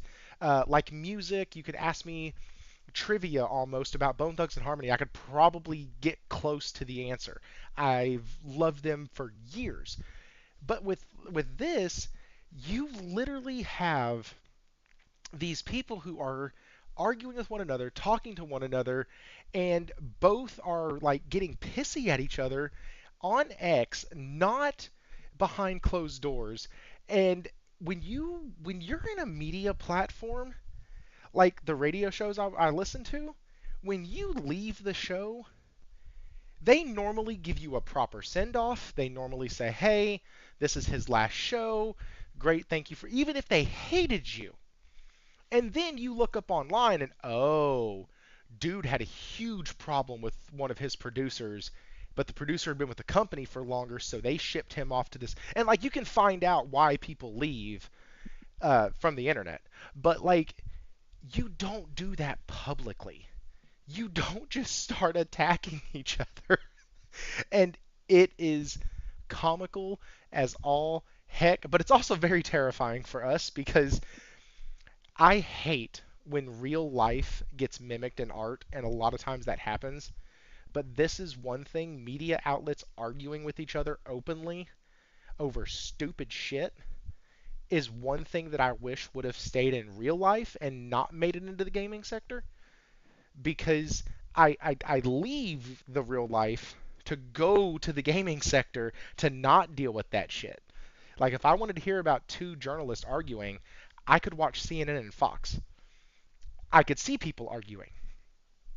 So it's a very interesting time that we are in gaming where gamers are starting to trust smaller outlets. Gamers are starting to trust people who are more grassroots uh, than your big, massive IGNs, Eurogamers, things like that. And I know they're kind of the same thing now, but like those, they're trusting more of like I had a rule when I first got onto YouTube. Outside of two channels, nobody I followed had over 100,000 subs, and most of them had 30K and under because I liked the passion and the content and the honesty that seemed to come from those smaller channels. And the only one I followed at the time was Game Ranks because I love Jake Baldino and Falcon. Like, but outside of that, it was like I was following Salty, I was following TCMF before he blew up, I was following Crap Gamer when he was a PS fan, and right before he made the flip back to Xbox from the last flip that he made to PlayStation. Like, these were the guys that I literally followed. I was following Dreamcast guy uh, before he had his big boom. Like, I love being on those smaller channels and listening to what people who are actually passionate say about gaming. That's why it takes me so damn long to make a review. Because I know, ever since I started the Discord, I know what every single person wants. And they want somebody who's played the game, who's beat the game, to give them a review. So I'm very cautious of how I label my videos. First thoughts, first impressions, played the demo. You know what I mean? Like, I'm extremely, extremely cautious now because if I'm not, I have a support system that would railroad my ass until I corrected it. Like, because Yeah. that's something I've asked them to do. Let me give a quick shout out here. Holy crap, Steven! I thought you had left the chat. Hell, I didn't realize. Hey, you came back. There we go. Well, I gave you 10. Need to get some more rest. Dude, I hope you're feeling okay. But hey, man, thanks for the 10 gifted. Cosmic Hero with the 5. This is the end of Western gaming journalism. Did you see Marty O'Donnell call out Paul Tassi? That was one of them that I saw, but Tom Henderson, I believe, and Paul Tassi went at it the other day, and it's been a lot. Okay, so here's what we got. We got Satya, Holslate, Nadella, Gogapo, Corey Massey, Lunchi Sky, Kevin Logan, Cephalon Snow, Quiet Doom. Hell yeah, we got Quiet Doom one. That's awesome. True King Gaming and Man Overboard. Man, Steven, appreciate that, dude. Let me update this number. And do y'all have anything else to say on Concord? I didn't want to sweep the DEI stuff under the rug because it is something that, whether true or not, did play into the game not doing as well. Well, I want to say one last thing about Concord and the DEI stuff.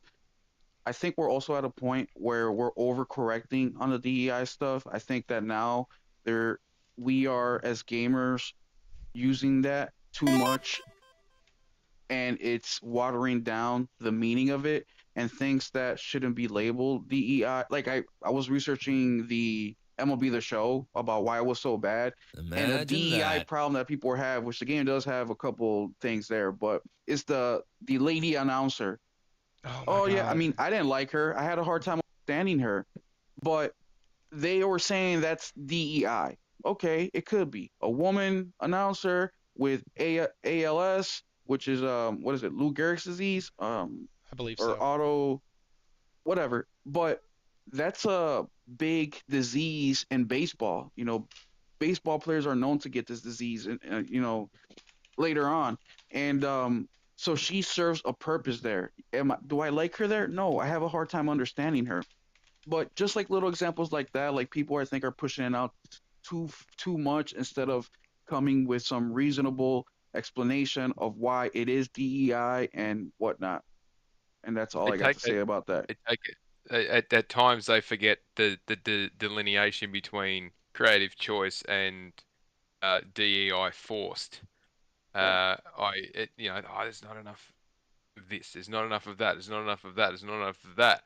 At some point, when you jam enough of everything in there because you're forced to do it rather than creatively choosing to do it, what you're trying to actually force out, or the impact you're trying to have to push your narrative becomes so diluted that, and this may be one of the issues with a couple of games that are coming out that aren't shadowing very good receptions when they get here.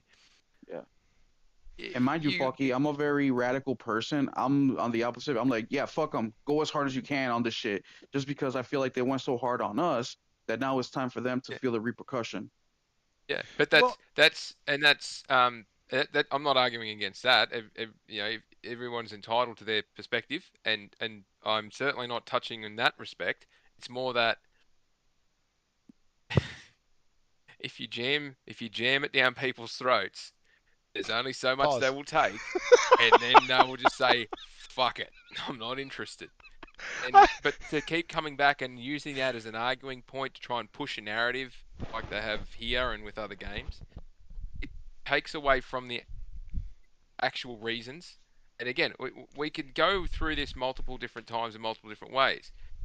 The issue was not the mechanics and the technical aspects of the game. The issue is a lot of the aesthetics and the other things that are piled into it, which means it's fixable.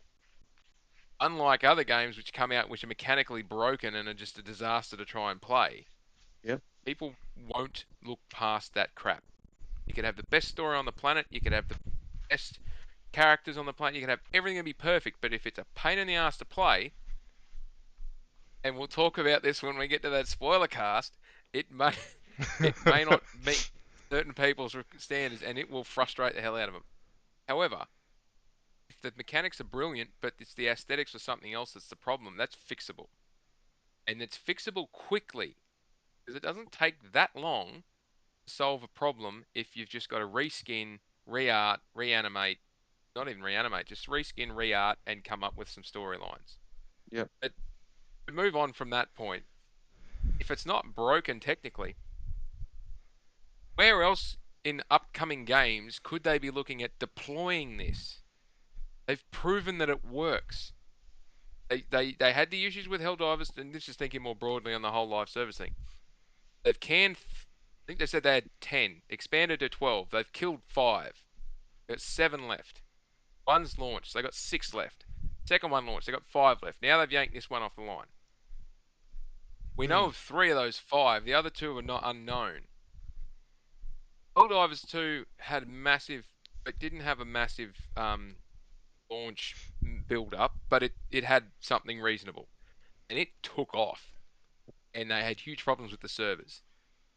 With this Concord, they have had no problems with the servers. Now, admittedly, there hasn't been millions of people trying to play it, but they would have been prepared for that. But if they've taken that and gone, well, technically it works fine. We know the load limits are no issues. We could have covered, I think they said they could have covered for 3 million concurrent or something like that if they needed to. That's stupidly big. That's where they were at. And it had, I believe it had crossplay, PC and PlayStation. But if they took those learnings, what if they then apply that into Corey Barlog's next game that he's not far away from finishing? It's 18 months away at least, but what if they took it and applied it into his? Or they take it and they have another crack at whatever the next Neil Druckmann's next original IP is. If they take something that is technically brilliant and working flawlessly, and then they apply it into the story makers who are tried and tested and they make excellent stories. Again, it's as I say, it's the Thomas Edison theory of the light bulb. I didn't fail, I found a way that it won't work. That's a success. The fact that they didn't blow, like unlike Factions where they blew nearly $200 million into it and got nothing out of it. This thing's cost them tens of millions of dollars, not hundreds of millions. And they've got a technical thing that works. And don't forget, this was built with less than 150 people. And PlayStation only touched it for the last 18 months. And if that doesn't instill excitement about the future of where games development is going, where we don't need 2,500 people to build these massive masterpieces, we can do it with 200 or less. Think about the cost of games and where that's headed. So for people to poo-poo on this so much as they have, they miss so many of the detail that comes, the good that can come out of these things.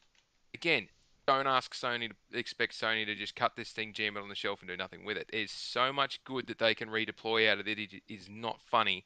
And it means positives, not negatives, positives for the future of gaming, especially with big first-party platform holders having these massive cost problems. If they don't need 1,000 people to make the next Naughty Dog game, and they can just redeploy this technology to a degree and only need 200 or 300, great. That means it's going to come out either sooner or with more in it, or it's not going to cost a bomb for them to make it. I mean, what if they... So, yeah, I think all of that's possible. And now, if we keep going, we're going to get into a lot of speculations what could be here. But I think we've done a great job of pointing out all the different facets of what caused the game to fail and why, honestly, we should look this a little bit more optimistically. That's not some Sony pony thing. That is the fact that Sony didn't come out and say, hey, the studio's closed. Like, that's a big fucking deal. Yeah. Here's how I know it's a big deal. Forspoken, full-blown marketing campaign, full demo, everything was rolled out, the red carpet was put out for it. Sony did its best fucking job to make that game sell. It came out, it had performance issues, it had lighting issues, it had issues upon issues upon issues. I did not play it day one. I played it in May of that year after all the issues had been fixed. And so my review reflects the fixed issues, and people were railing me for my review. What do you mean the lighting is great? It's fucking great now. It looks amazing. Like, what do you mean? It looks like crap. Well, they fixed it. But it was so bad at launch that Luminous Productions went bye-bye. They got reallocated within the company. They shut the studio down. And so the fact that they didn't just come out and say, hey, the studio is closing. No, Michael, they're not closing the studio. They are shelving the game for right now in hopes. Oh, internet's back up and running at my house apparently. The hamster got back on the wheel and the stream quality is good. So let me pull up what was actually said because I really want to get that pulled up uh, just to put it to bed what actually was done. Let me go over to my messages real quick on While you do X. that, also another thing that I think is positive in this is that I think this buys a lot of PR, positive PR for Sony, right? Because I mean, the way the game was headed, let's say Sony didn't do shit about it and just let the game die. Well, people would have been pissed off. They're like, okay, I just bought this game last month. Now it's taking me forever to find a match or whatever. Fuck Sony. Well, Sony got in front of it. They said, hey, we're going to do this. Here's your refund. So I think that really goes a long way as well. As you can tell, the conversation is the game getting pulled. Nothing really negative towards Sony itself as far as, you still have the outliers of, oh, it should have been a free to play or, $40 is too much, whatever. You still have a little bit of that, but that isn't really the main conversation. The main conversation is everything we've been talking about. So I think that this does buy some good PR for Sony, even though it may not seem like it right now. But I think later on it will pay off. I Yeah, think then there's an underlying point that you just touched on there, and it's probably my last point to make with everything that we discussed because I know we're running out of time. Um, $40 for a PvP and all the next things coming down. Then the pipeline was all free updates. Hmm. So they want money up front to fund the free updates. The other option is, I think I mentioned it earlier, you go free to play and then you pay for the battle passes and you pay for the skins and all the other aesthetics and all the bits and pieces. So then you get into that realm of, well, it's free, but you've got to, penny pinch all the way along to get it. In a PvP model, and the Fortnite model, that seems to be the norm because that's the accepted principle. But again, Helldivers 2 was a PvE team shooter, and people were more than happy to pay money up front for that, and their updates are coming in free. So it's an interesting quirk of a lot of live service PvP games fail horribly if you try to charge for them up front. But if you do the battle pass system or the seasons and all the rest of it, you get called a scum because Yeah. as an organization because you penny pinching everyone. But if it's versus the environment, and then it just seems to be an accepted point that, oh well, we're battling against the environment, so there's this AI, whatever our enemies are and all the rest of it, and we can team up, or I can play solo. Great, I'll spend the $40 for it hmm and get all the free updates, and then same thing with Gran Turismo. Everyone out of their minds that you can get everything in the game and you get your free updates, and it's full price because it's a fucking monster. You will spend hundreds, if not thousands, of hours in this thing and never do the same thing twice. And you got online modes and all this other stuff, and it's full of content. And then they said, oh, you can buy credits if you want to accelerate getting these particular cars because we've got the online modes and the GT academies and the world championships and all that. And there's specific cars you might not get them in the random thing, or you might not have the credits to buy them, and you want to do it. So we'll have the option you can buy the credits and off you go. And people lost their fucking minds over that. They did the same thing with Helldivers too. You can get all the credits in that as you earn and grind through the game, and it's not a huge grind. However, you can accelerate it by buying the credits up front. So there's a perk, there's a premium there, and everyone loses their collective fucking mind. But those games sell amazingly well because people are prepared to pay up front to get the free updates. It is PvE, and it's got a multiplayer component part with it. But as soon as it's player versus player and some kind of battle royale or hero shooter event and all that, holy crap! Don't even bother putting a price tag on it. Everyone expects it's free, and then they'll just buy what aesthetics they want on it. So again, it's just one of those odd quirks, and it's a credit to Sony for trying, but there's all these learnings that'll come out of this. Yeah, and so real quick, all they said in their article, this was Ryan Ellis on the PlayStation blog. He's the game director for Firewalk Studios. Many qualities resonated with the players. We also recognize that other aspects of the game and our initial launch didn't land as the way we intended. Therefore, at this time, we have decided to take the game offline beginning September 6, 2024, and explore options, including those that will better reach our players. All that sounds like to me is exactly what Falky has been talking about. They're not closing down the studio. I would be hard pressed to think that they did. And with that being said, though, I know I have Falky for like 8 more minutes if he doesn't stay late. So let me bounce this off. And actually, you know what? Now that I have it pulled up, let me show this. PS5 Pro. Let's just type in PS5 Pro and see what happens. Okay, this is using. Hang on, let me go to the real search engine, not the Microsoft one, because Microsoft can't do a fucking thing, right? Why Not is that their even on search your engine. computer? Bro, they make it the default. Leave me alone. So here's what happens. You type in PS5 Pro and you get no less than a million fucking articles. But I have stuff that's way better than an article. I have a Falky. And so we Facts. we are going to pick his brain real quick. I had asked him the other day, maybe about 2 weeks ago, maybe a week ago, if he had noticed any shipping manifests. This was before we got they were going to be, this was before we knew that they were planning on doing a show, either shortly before, shortly after the Tokyo Game Show, blah, blah, blah. And I reached out and I said, hey man, have you heard anything on like shipping manifest, any like warehouse movement? And Falky, let me know, man. Am I gonna be excited for this thing this year?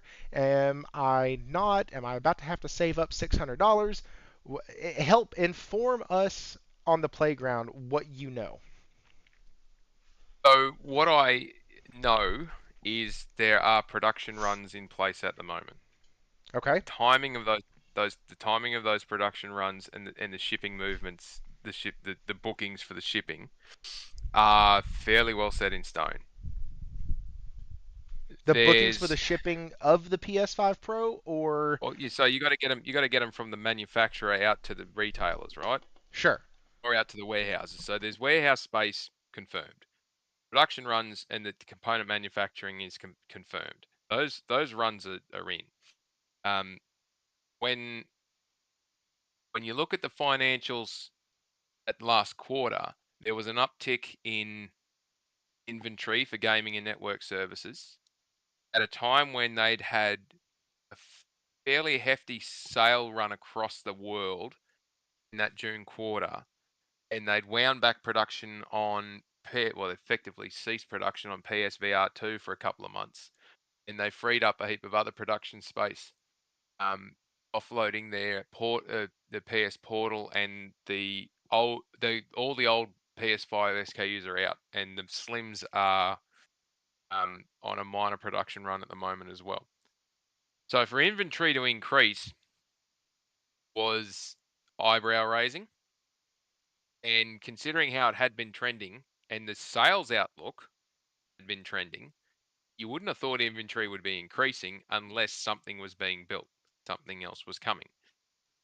So inventory took an uptick in June, and it makes sense if they've started their production runs and inventory pieces in that quarter, that you would have 4 to 6 months to run out an amount of these things, get them shipped around, because they weren't going to fly them ever again. That was a fucking financial disaster for them. So that's on the snail freight across the ocean, and they've got to get them from China into America, which has got delays now, and into Europe, which has got delays, and they're known delays because they hold everything and check it. So again, they're going for a global launch at the same time. They're not doing it staggered. So, and with China's appetite for consoles at the moment, as interesting as it has been, and the massive uplift there, that's why the price rise in Japan occurred.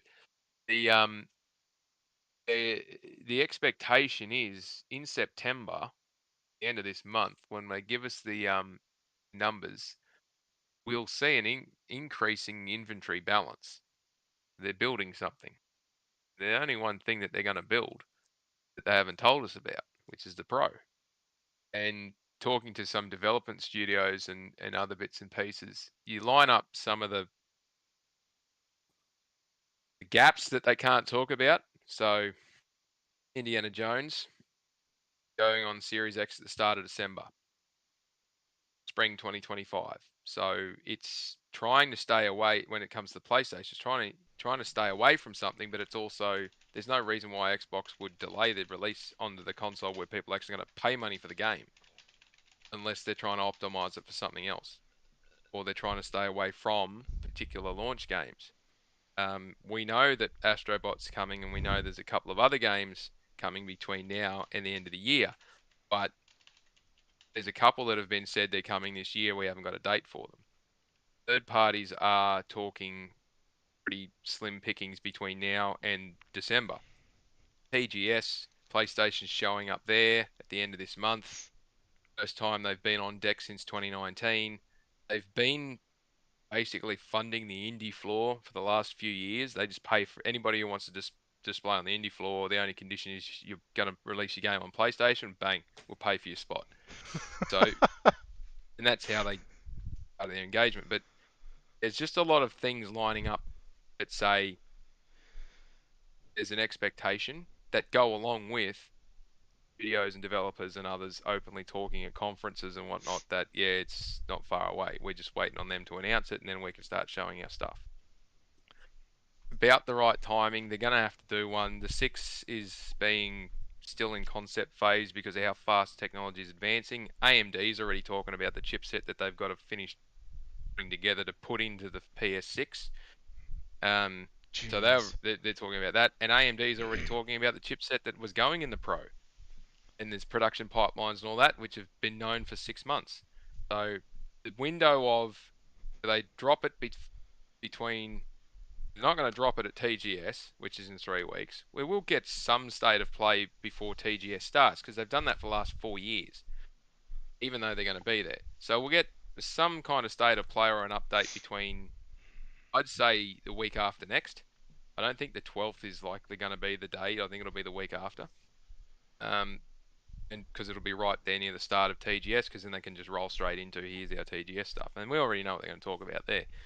So you just sort of line these things up, and you go, right, well, October's probably not going to be right. November, because you want Black Friday sales to be where you have the big clean out of what's there. November, not a good time either, because nothing ever sells. I shouldn't say nothing ever sells well in November. You want to try and keep that free once you get out of Black Friday, because people's already spent a heap of money. They're not likely to spend more money in the weeks after. Facts. So leading into Christmas, start of December, that's when you would, 2 or 3 weeks out from December, that's when you'd want to have a launch. Or that's probably the primary window there, because it gives you an opportunity to get clear of Black Friday, get through November, do a marketing campaign, run up to launch, have a massive launch leading into Christmas. And then your Christmas sales are looking at your old stock and getting that stuff out, or games, upgraded games, and all, here's your $10 upgrade for the Pro and all that sort of shit. Because, corporations. And so that's your lead in run to Christmas, which I think makes the most sense. Now they might say, right, we'll announce it next week and it's available in October. We'll launch at the start of October, and then we'll go from there. That's an option, but I think that's compressing it too much, because you want to give enough notice for people to plan to buy this thing, because it ain't going to be cheap. It's going to be expensive, but it ain't going to be cheap. So. And you want to be able to show it off to some degree before people, to get the hype, to build it. You've got to build this thing up. You can't just launch it and say, oh, yeah, you're off to the races. We got a new SKU out. Because look what they did with the Slim. They said, oh, here it comes, and then do this and do that, and it's just replacing, and off it went. It was a bit too quiet. But they don't do it in December. March is the next sensible window. Spring break. And Nintendo's little gadget is meant to be coming in March. February, March next year. So I don't think they want to be around the same time as the Switch 2 or whatever Super Switch or whatever they call it. They certainly don't want to be in the market trying to launch their product up against that. They've got a compressed time frame, and at the moment, the production runs for the Switch replacement are pretty well on. They're not going to be, unless they're going to stockpile this stuff. They got the same thing too. Their inventory's going, isn't falling off. Their inventory's increasing. Unless they're going to stockpile this stuff, which doesn't make any sense either. Their development run is saying somewhere between March and May is when that thing would be the earliest it would launch, because they've said we're not talking about anything to do with it this year until March next year.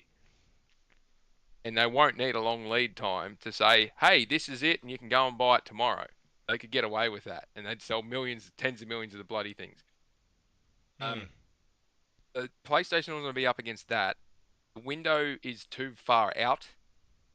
If they say announce it in March, launch it in April, or launch it in May, and then PlayStation's waiting to get out the other end of that. If they want to go before it, prior to Christmas is the opportune time to do it.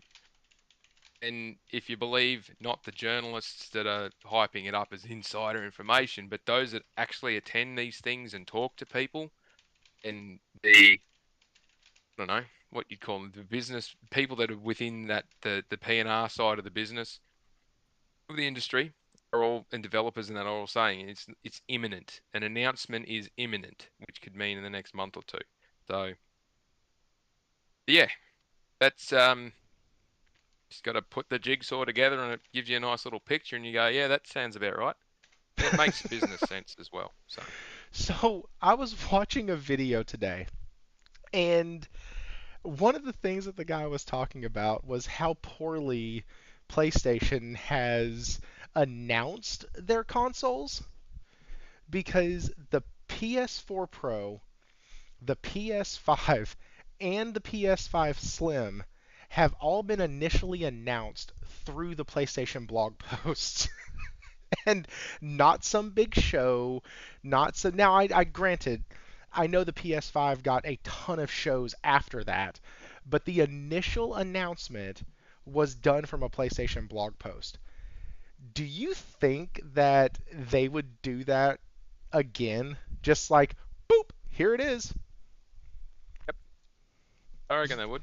You do. And Okay. I tell you why. They control the narrative and they control how it's put across. If you do it at a show, and even if you embargo and you do it behind closed doors, and then people can write their things, it'll get out. It'll get out like you wouldn't believe.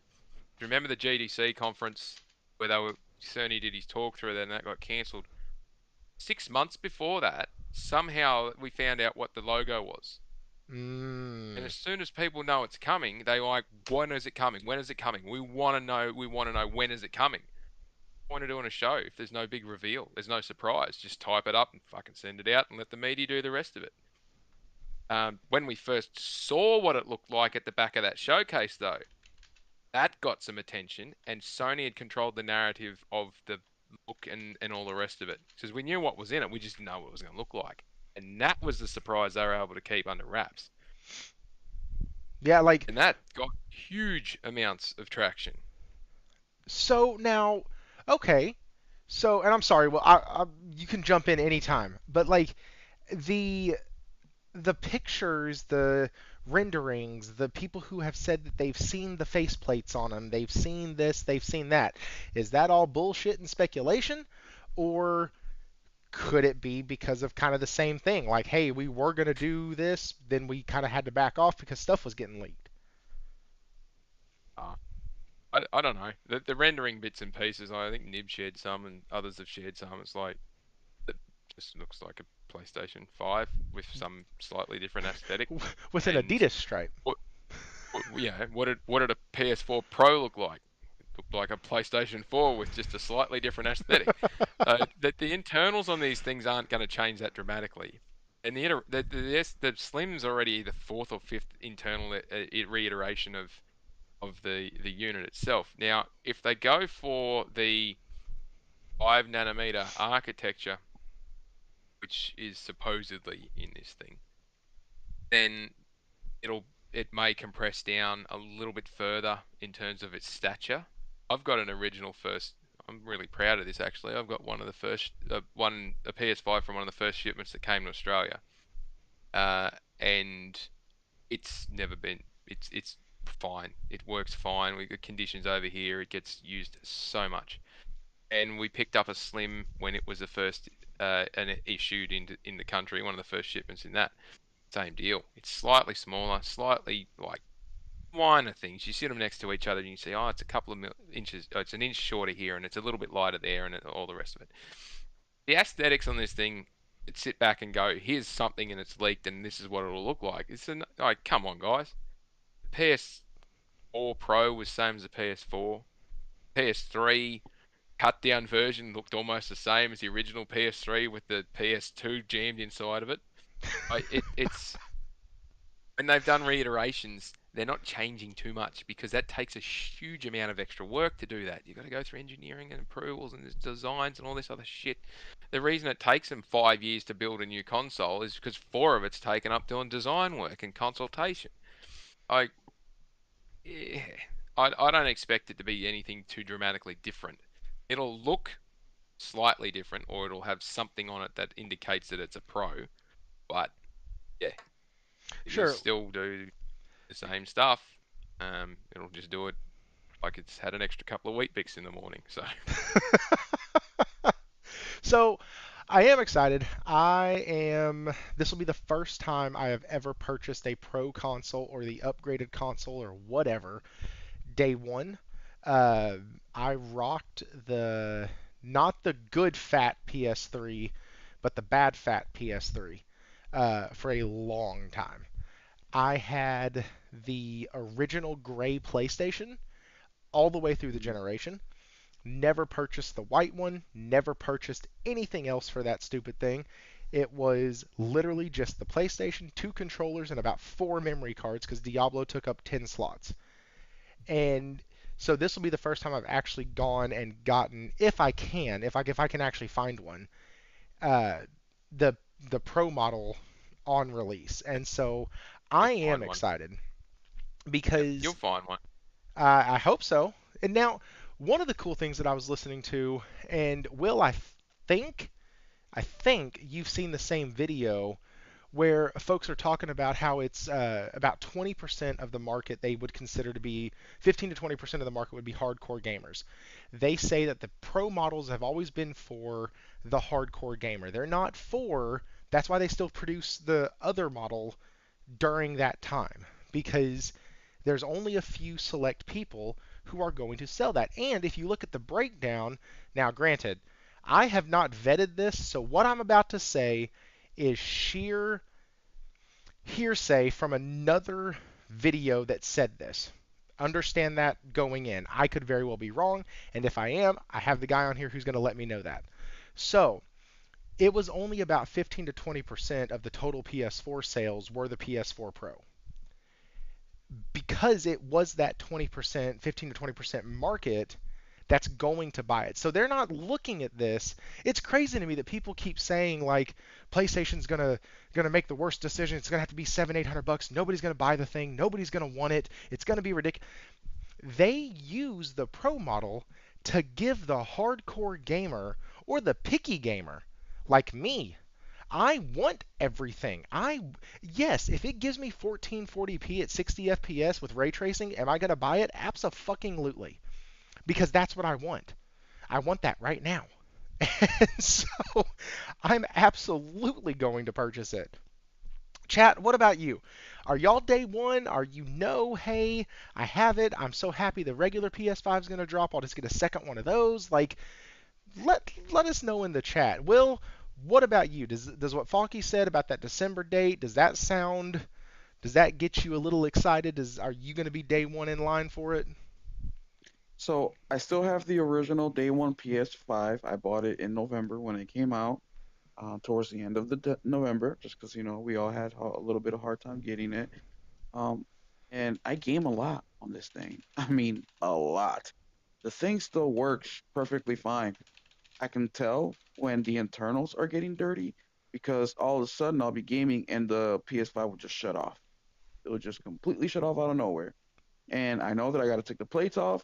I got to put the hose in there, suck up the dust, blow the dust away, and then I'm good for about another 8 months till it gets more dust in there.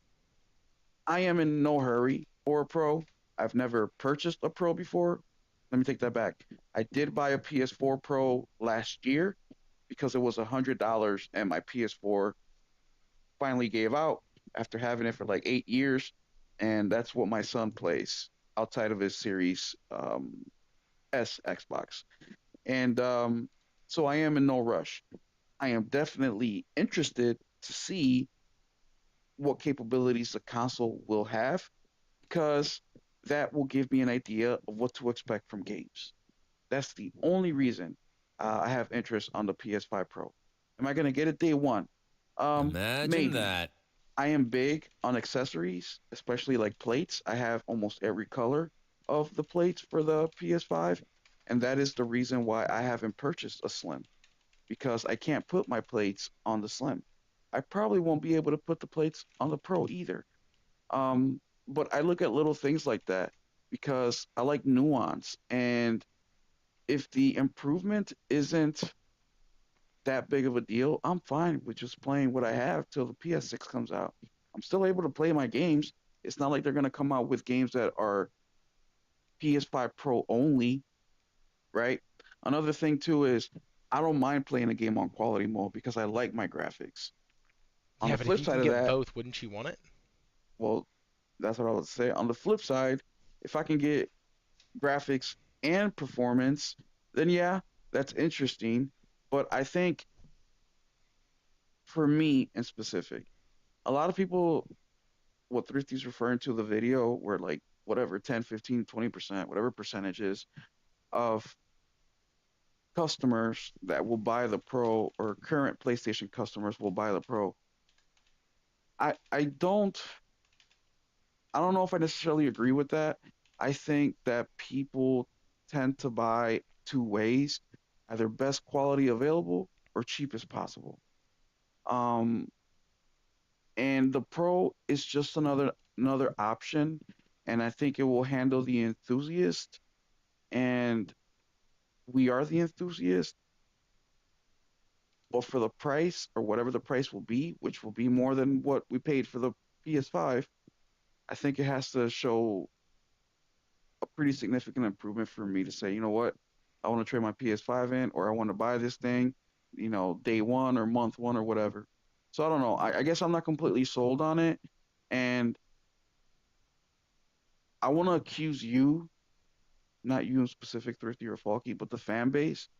You guys do this shit a lot, and it really annoys the fuck out of me, especially when talking about performance. Like, shut your asses up. You've been gaming at 30 frames for 15 years and never a fucking complaint about it. And now you're fucking bitching because a game only has 30. And look, I get it. We have a console that's capable. A lot of the times it's developers' fault. Then don't buy the shit. Eventually, developers will get the fucking hint. But we demand so much, but yet we're so uncontrollable with our spending. We demand so much from these developers, but yet we willy nilly forgive them for mistakes that they make, for treating us lesser than. It's like, bro, make up your mind. Be an adult. Either stand on business or don't. But don't set these fucking ridiculous expectations like, I want 140K visuals and 5 million frames per second, and I'm willing to pay $1,000. That's not feasible. That's not realistic. So let's be realistic. What can we realistically expect from PlayStation? Mind you, PlayStation is trying to sell consoles. They're not like Xbox where they want you to subscribe to Game Pass only. They want to sell consoles. Are they going to sell consoles at $700, $800? And people will say, well, the enthusiasts, to upgrade. That's their thing. Really? Because I sell products, which is what I do for a living.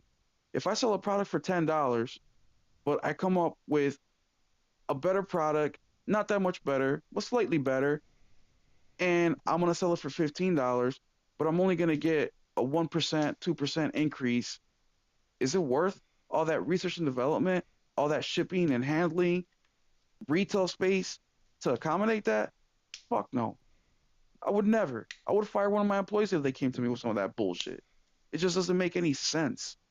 So I guess that's where I'm at, and I'm sorry if I came aggressive, But Well, yeah, you did, but uh, I'm going to go ahead and push back a little bit because if somebody drinks dirty water for their entire life and you hand them a bottle of Ozarka, they're probably not going to go want to go back to drinking dirty water.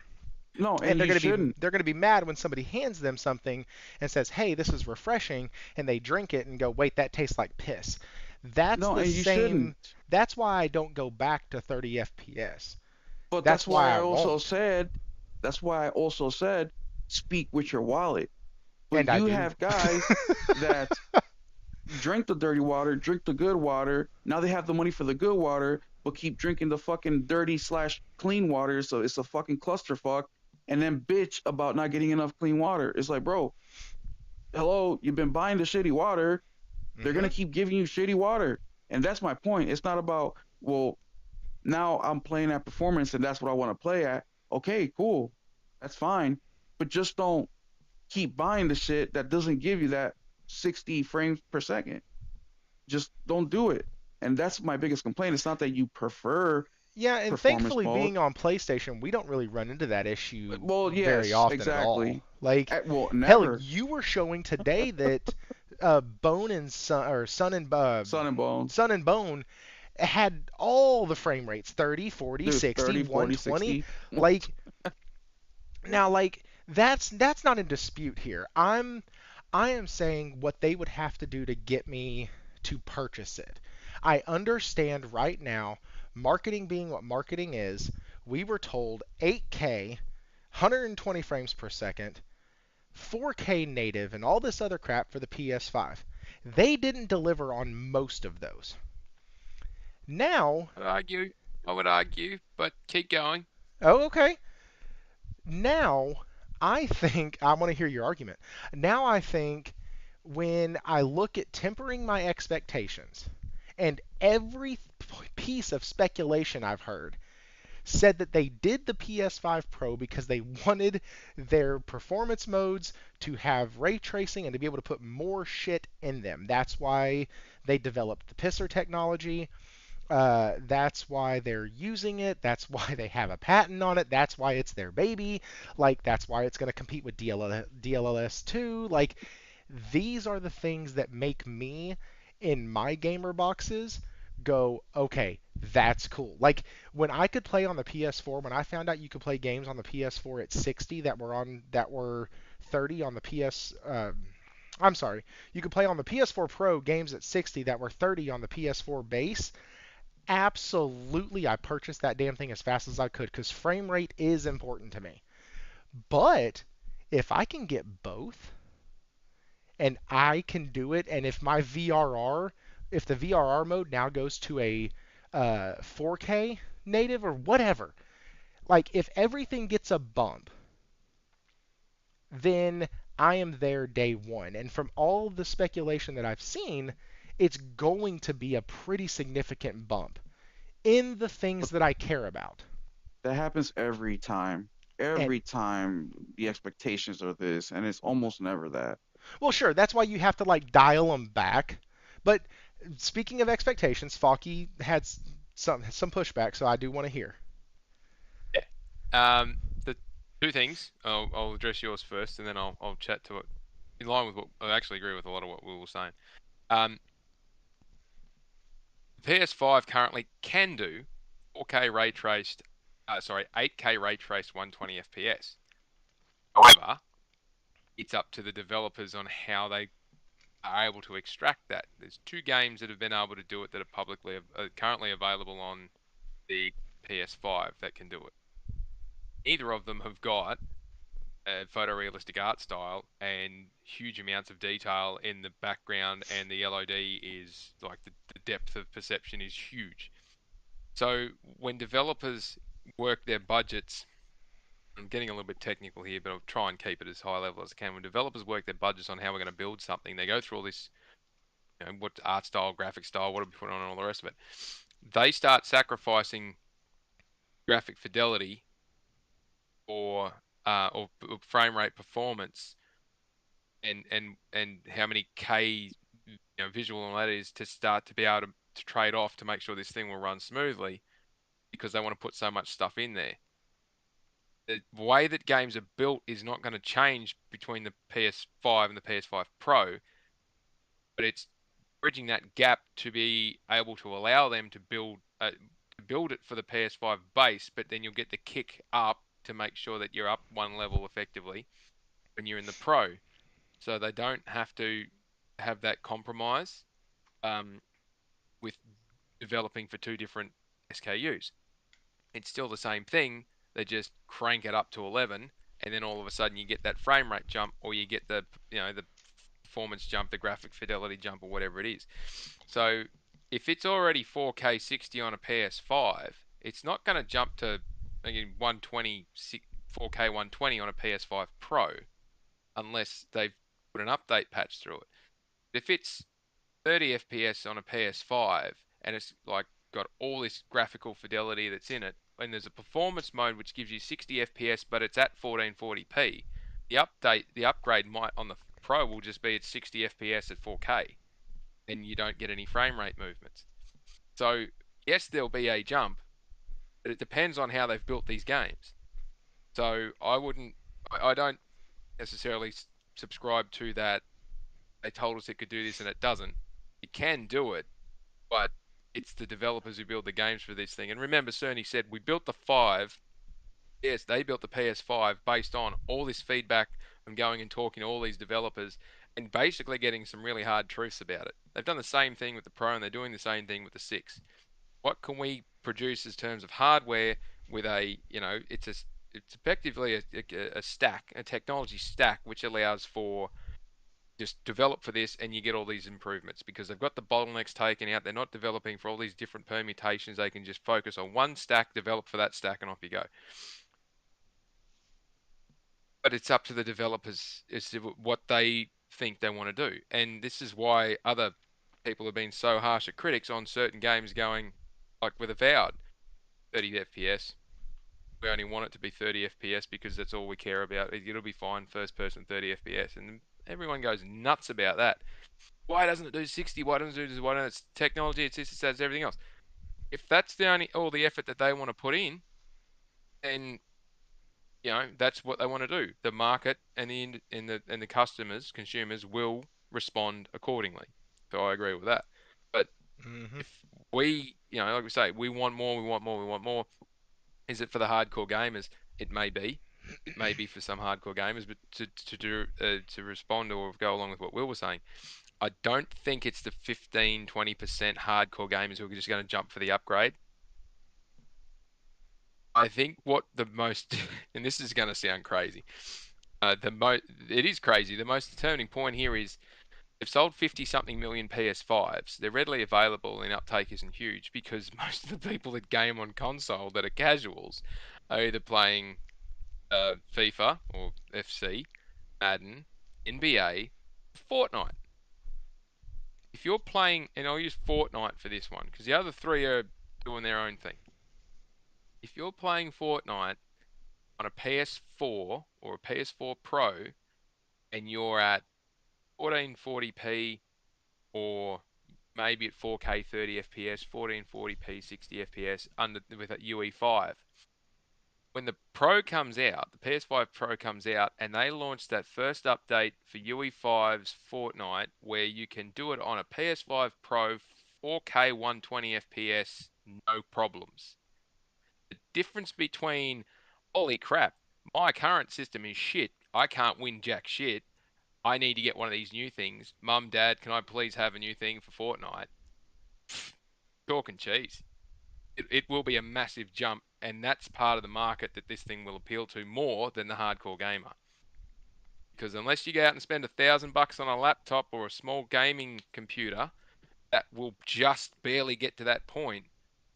If people who just play copious amounts of Fortnite can jump from 60 FPS 1440p to 4K 120 and it's just smooth as butter, they will. They will jump on that, and the price tag could be $700-800, and they will just pester their parents for it. And that's the reality of the market shift. That's why so many have not picked up a PS5 so far, and why the Series S has been so successful. It's primarily a Fortnite box for those people. If you can make Fortnite the appeal being in Fortnite that it's gone from, you know, what it currently is to something that's smooth and silky, and I want it. I'll look at it and I can see it, chalk and cheese difference. That's how you'll sell it. And then that's just on the western territories, so Europe, North America, Australia, New Zealand, etc. That thing going into Asia and going into China specifically, it can run like Wukong at 4K 120, and people will just pay stupid amounts of money for it. With the pipeline of Chinese games that are coming that are using UE5 and the high demands on that from that engine, Unity gave Unreal Engine a free kick, and it's effectively going to be able to run that thing with all the ray tracing and the lighting and all the rest of that lumen and nanite and all that other crap. That's what the extra power is going in there to do. So, yeah, people will vote with their wallets, but it's not the hardcore gamer that this thing's aimed at. It'll be interesting to see how it pans out, because I've already got one young fella in my house jamming me in the ribs wanting to be able to play Fortnite at 4K 120. Are you freaking serious? Oh Yeah. my God. Mark Youngin. I never would have thought in a million years that people would treat a console the same way that people treat a PC. Because you're absolutely Why right, not? dude. Because that's never so okay. Remember, we're going from when we came from thrifty to now, where Exactly. technology is completely different. Which is Back what then, I was we were happy saying. if we just got moving pictures on a TV. Like, oh shit, this is like actually like we were happy with that. That's Yeah. why that's part of my argument about in general, not in what we're talking about, but the whole 30 frames thing and why people are like, well, you pay 30. Well, I play 30 if it's not too bad. You guys act like I specifically just want 30. No, I want 30 and good graphics. But I've been waiting my whole life for good graphics. I haven't been waiting my whole life for good frame rates. So I'm gonna take advantage of the graphics or the frame rate if it's not too bad. But ideally, which PlayStation did, is they gave me the option, right? They gave me 40, and I'm cool with that. That's my sweet spot, and I have no complaints. And like uh, David was saying, the console can do what it said it was gonna do.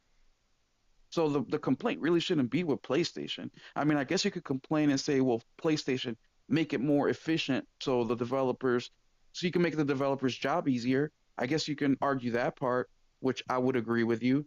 But it comes down to the developers. And why is it that some developers can do 120, can do 60 with great fidelity?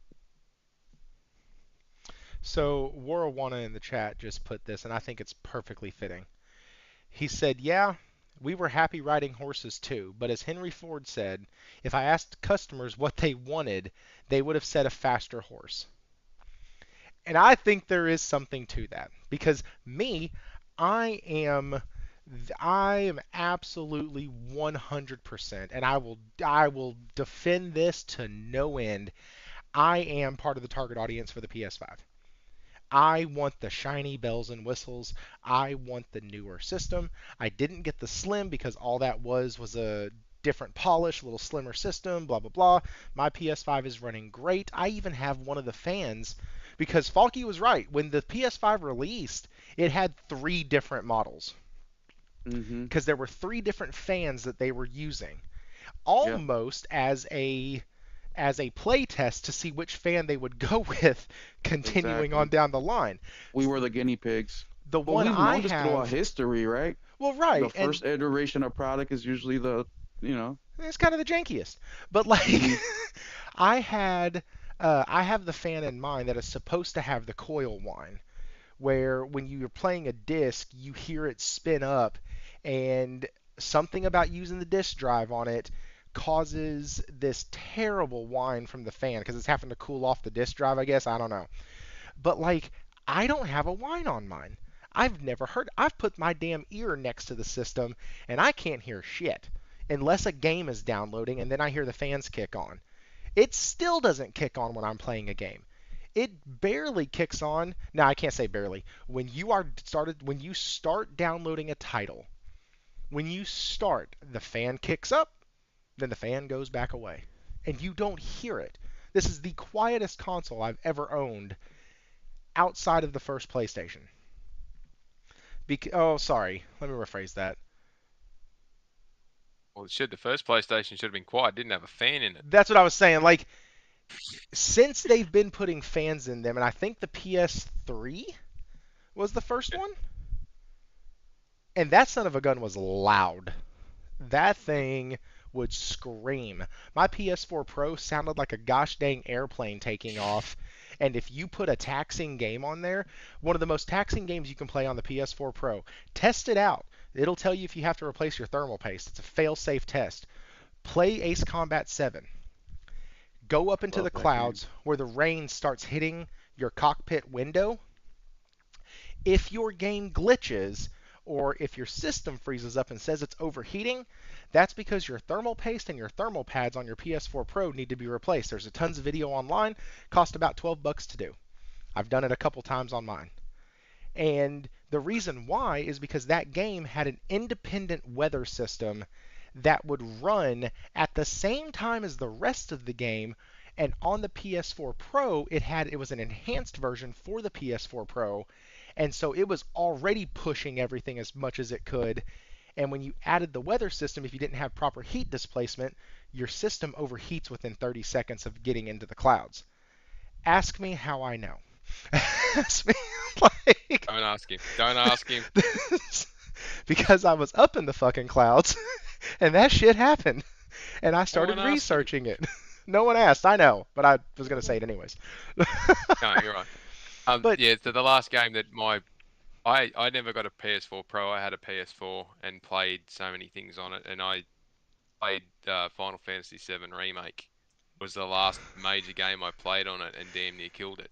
it damn near So it killed got it. retired to being a Netflix box for a while, and then I was just mucking around and thought, oh, I'll play some of the old, the old PS1 games on here, and I put Medieval on there, and it lasted 10 minutes, and it heat stroked and spat a dummy and told me I was an idiot. It's like, come on, this is a PS1 game. So it was at Bro, that if point I where was over we there, decided to retire it. if I was over there, I've fixed like 3 PS4 Pros, not including mine that I fixed twice, and I pretty much have that shit down by memory now. How to disassemble everything, replace the thermal paste, replace the pads, put it back on. It'll run super good for about another 2 years, and then you got to do it again. I have a buddy's that I'm about to redo, and it's amazing. It's super simple. You just have to like just be methodical about it. Like take out the Oh screw yeah. and put it in order of how you took it out. So when you put it back in, you start at the end and just go in a clockwise circle. But super Well, easy to let me ask you disassemble. guys a question, including chat. You two, Thrifty David. What is, and I want you to think about this, not games. What is the best console you've had? And not because of the games that came on there, just the console itself. What is the best console you think was the best in your life? Uh, Whew, that's I, a hell of a question.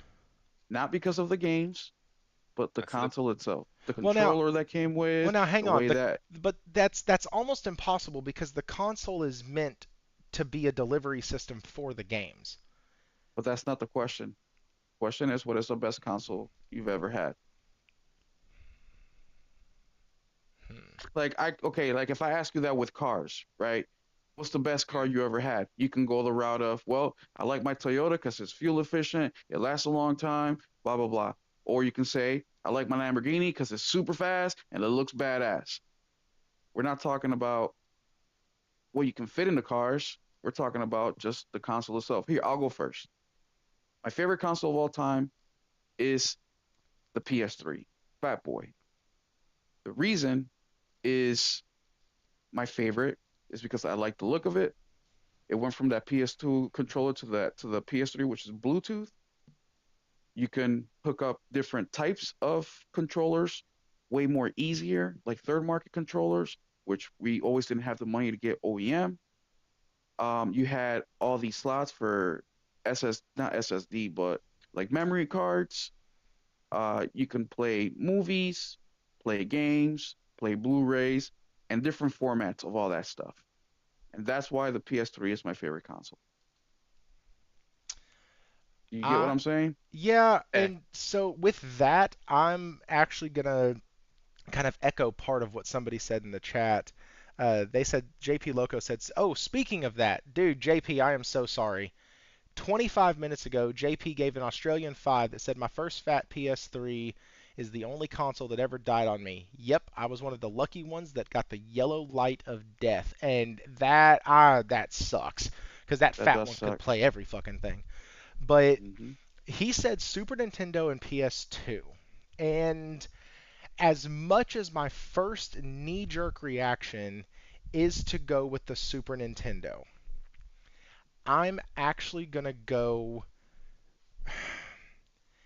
It is because of the games, but it's not. And I'll explain.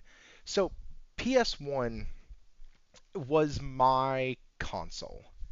That was my most cherished possession as a child. It was the game that, or it was the console that brought me Final Fantasy VII, Final Fantasy VIII, Final Fantasy IX. It's the console that literally you could play your CDs on the console. You could actually play a lot of the music that was on the disc for the PlayStation 1 games. You could pop that joker into your CD-ROM drive and actually listen to the audio files that were on there. There was a lot of cool stuff that you could do with it. I loved it. But there were hangups. You couldn't put things on there that, like the memory card stuff. I hated that shit because I felt like it was always just a money grab. There was the controllers. They went with the DualSense. Not the DualSense, but they went with the analog sticks later on in the generation. Then they sold like 3 or 4 different iterations of it, and I'm like, okay, cool. So honestly, my favorite console though, it's either going to be a toss-up between the PS1 just because of what it meant to me at that time, or I don't know, man. There's something that hits pretty freaking hard about the PS3 like startup screen. Like I know that sounds And weird, but like the sound, no, that's valid. the sound of the startup screen makes me happy. So I popped in. I got a PS3 recently. Turned it on, got all giddy and excited. Then I was like, wait, I've logged into my PlayStation account. And so I went back to see what digital games I had on there. I found Infamous. I found the old Final Fantasy PS3, PS1 classic releases.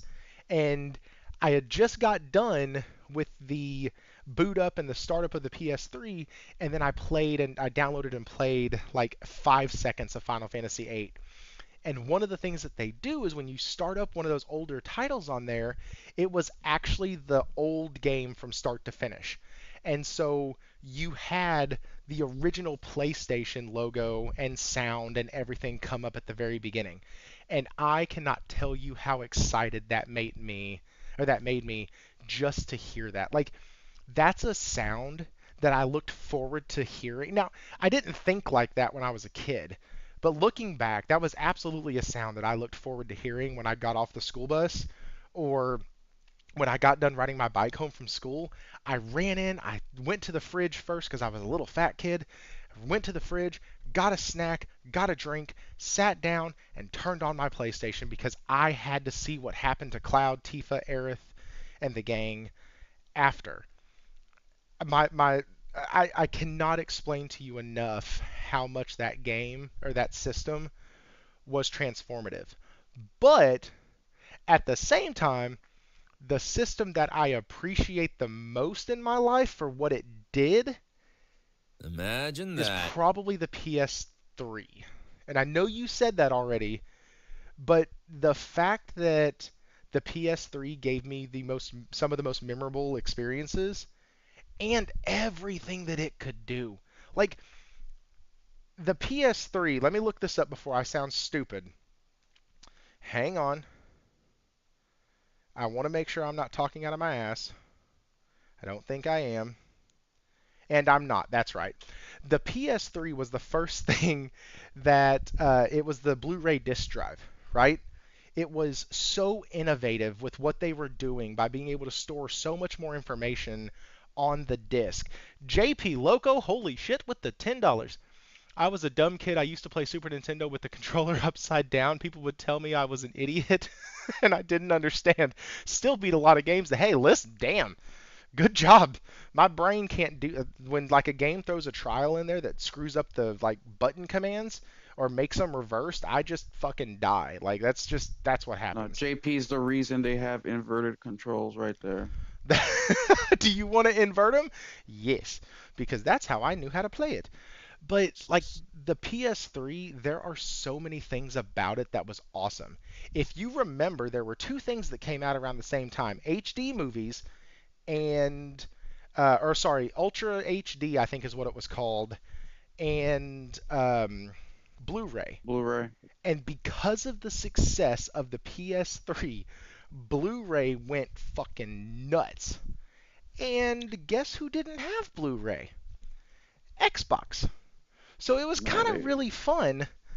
Even back then, this channel's called The Playground. Listen, I have a ton of experience around water coolers and on the playground telling people why their system is garbage and mine is amazing. I absolutely came up with the name from this because of that. Like that's that's how that connection was made. Jez mentioned it's like a playground one night in a show that he was doing, and I just was like, you know what? It kinda is. And so like that system, I think the tech in it was absolutely stunning. What about you, David? Um, I have to keep my answer brief because I got to jump off. Sorry. You just did a very good job of giving 5 answers to one question. My You've been bad. hanging around Doom too much. The reverse of Doom because he asked 5 questions in one breath. So PS1 is my favorite for a couple of different reasons. I started on a Sega Mega Drive. That thing was an absolute beast, and I would love to go back to cartridge gaming if we could because of just how simple and direct it was. And I also spent a lot of time in arcades. I wasn't that great at fighter games, but I could hold my own. But things like Contra and the Bullet Hell arcade games, I loved them. They were so much fun. Um, but yeah, the PS1, the original grey box that came out in '97, I got one of those. Some of the games, just the leap forward in gaming on that was monumental. And the different ways that developers could come up with, different on the same box, different ways of doing things, of presenting things. You first 3D gaming, but then some would focus on 2D and make some absolute classic games that we all appreciated and was accessible and easy and all the rest of it. Um, but the thing that I liked the most about that box, and I appreciate it more now than I did then, where I grew up in Western Queensland in Australia, our summer would start about the middle of September, and we would finish summer somewhere around the middle of May, and it was hot. And I mean hot, like 35 to 40 degrees Celsius most of the time during the day. And it'd be mid to high 20s Celsius at night. And we didn't have air conditioning. I lived in a farmhouse that was open air house. You open the windows and the air would blow through.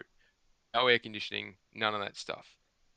And during the summer holidays, we'd be inside the middle of the day, nothing much to do, so we'd put the PlayStation on, and we just myself and my siblings and friends would be over visiting from the city, or mates from next door would come over, and we would be at the old boomerang out, the four-player Crash Team Racing, or pass the controller trying to get through, different games and whatnot. And in 40 something degree heat, and we'd run that thing all day, and it never faltered. Not once did it ever crack down on us. And that thing did that for years. The thing was a beast. That original PlayStation was built bloody tough. It was bulletproof and never had an issue with it. Imagine You that. just swap games out and it was simple. Push the button, turn it on, put the game in. I've done so many amazing memories with that thing. It's beyond reproach. But just how indestructible that console was. And for a first go at that, um, hats off to the engineers who came up with that thing, because I've still got it here. I can plug it in and play it. It still works, and it was, what's that? 97 to 2024. That's nearly 30 years. So, um, nearly 20, yeah, 20 years. Sorry. Um, it's amazing, isn't it? So, Dude, it's insane. You brought up so many memories, brought up so many memories. yeah, Thank you for that, Falky. that's all right. And so everyone who got a PS5 must have played Astrobot. 'Cause you're mad if you haven't. At one Yes. point, you finish one of the levels, and again, first time playthrough, wasn't sure of it, and you finish one of the levels, and you pull the lever, and then all of a sudden the PS1 music, exactly how it was, starts up. I just froze and just had this massive wave of positive and happy memories just flow over me when it happened, and every time I hear that noise, it's just happiness. And Yes. same with the PS2, just happiness. But yeah, the PS1 was it was a beast. And we didn't take care of it. We used to drag it over the floor. We'd kick it around, bash it with the vacuum cleaner. Like, it had a hard life and just kept coming back for more. So yeah, You know, Uh, Falky, I'm glad that you said that because it leads me to the reason I asked this question to begin with. And I'm sorry that it delineated a little bit from our topics, but Falky gave a great story that reminded me of my own when I was a kid. Thrifty said a lot of stuff that reminded myself when I was a kid, and I am almost 100% sure that all you guys can relate in one way, shape, or form. And I was very careful to leave games completely out of it because we all know we buy these consoles for the games. That's the obvious answer. And I wanted us to dig deeper into why we purchase consoles because the games are automatic. We know this. Look at Xbox. They don't sell because they don't have the games. Look at Nintendo. They sell because they got the games. And circling back to why I asked this question was because, yes, of course, the games, but all those subconscious reasons that each one of us gave for the explanation of why we picked those consoles as our preferred consoles are the exact same reasons on why you will elect to purchase a PS5 Pro or not. Now, it may not seem like it on the surface, but when you're standing there with nobody around you, I call it the in your world car example. When you're in your car driving down the road, you're picking your nose. You look around, you think the whole world is looking at you. Nobody is looking at you. People barely even know you exist while you're in the street. The only way somebody might look at you is because you're going to make a right turn or left turn and you got to look that way. And maybe there's incoming car. He looks at you because you're in his way, right? Or maybe the kid next to you peeks at you because he ain't driving. He ain't got nothing to do. But realistically, while you're driving, people are not really paying attention to you. To where you're in that situation, on your phone, on the laptop, at the store, trying to make the decision. Do I buy this PS5 Pro? Do I buy this PS5 over an Xbox? All these things come to mind. Maybe not everything, maybe not all at once, but every little grain or out of the whole fabric of your decision making, there's grains taken from your PS1, PS2, PS3, PS4, PS4 Pro era, PSVR, PSVR 2 era. All these things.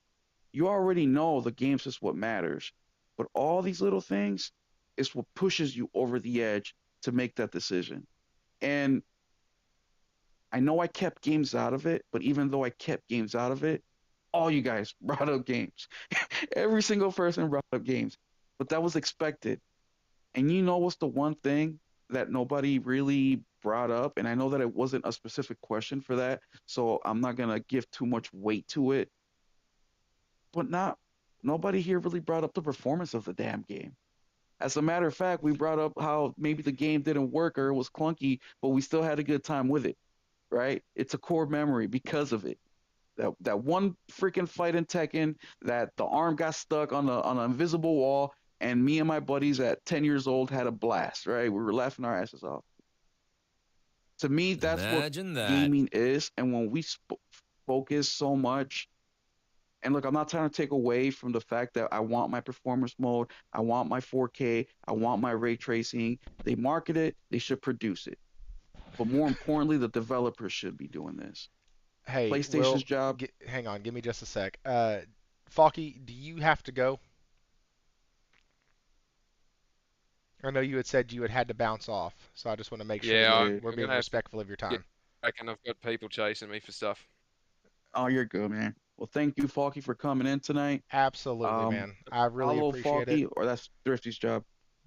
It's I was about to fine. say follow Falky No, ads. absolutely. Follow him. He tracks a lot of stuff. He's a good dude to follow, has really good takes. A lot of times, if you follow somebody, you'll see their comments on other people's posts, and like he does bring a lot of great light to it. So, Falky, what is your uh, Twitter handle or X handle?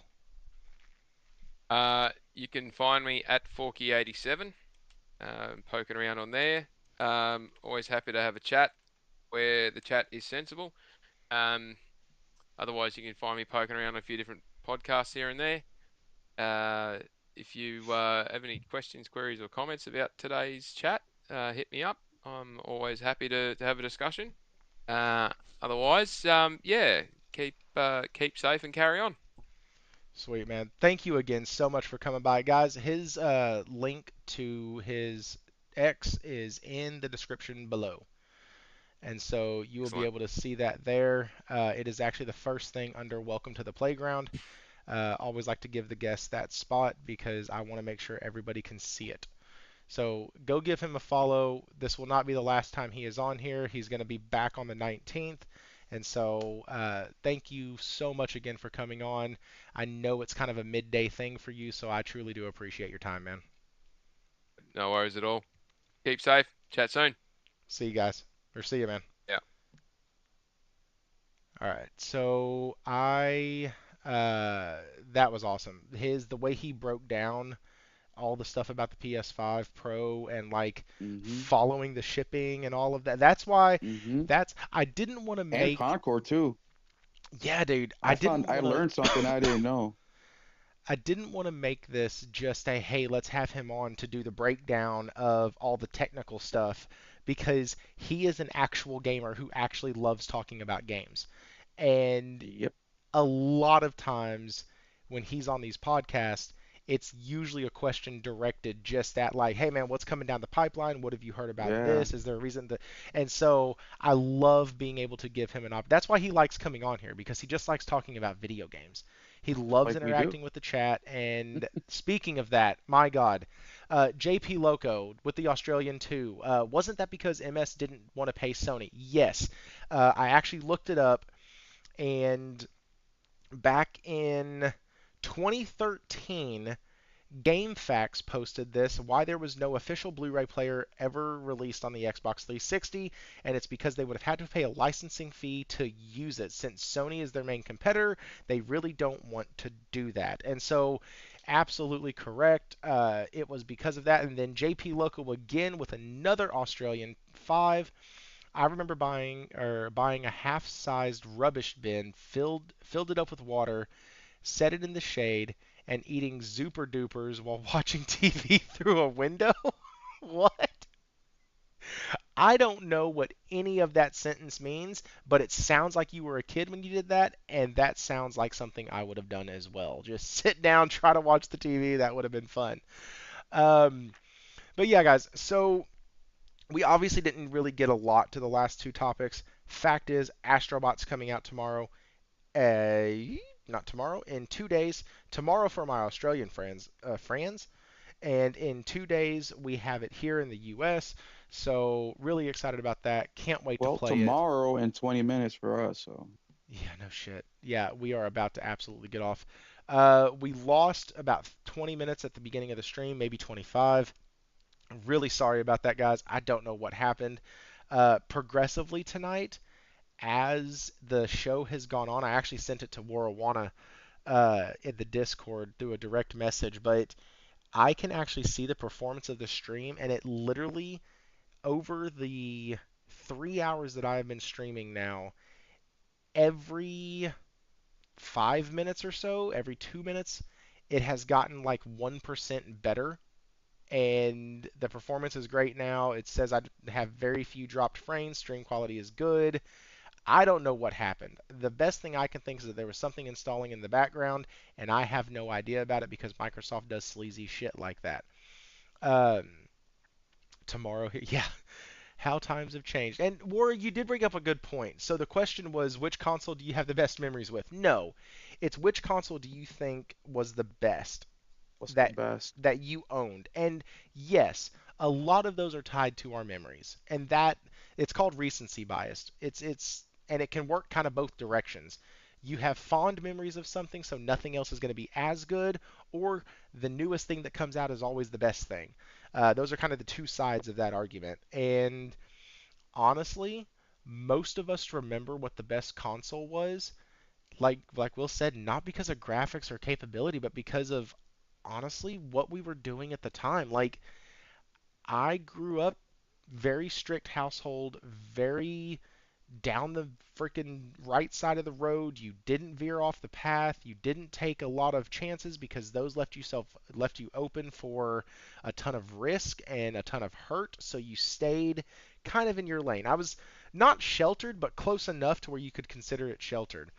And so I wasn't allowed to play Mortal Kombat until Mortal Kombat 2 when they added the mode to turn blood off. There was no blood allowed in my games. There were no real guns allowed in the game.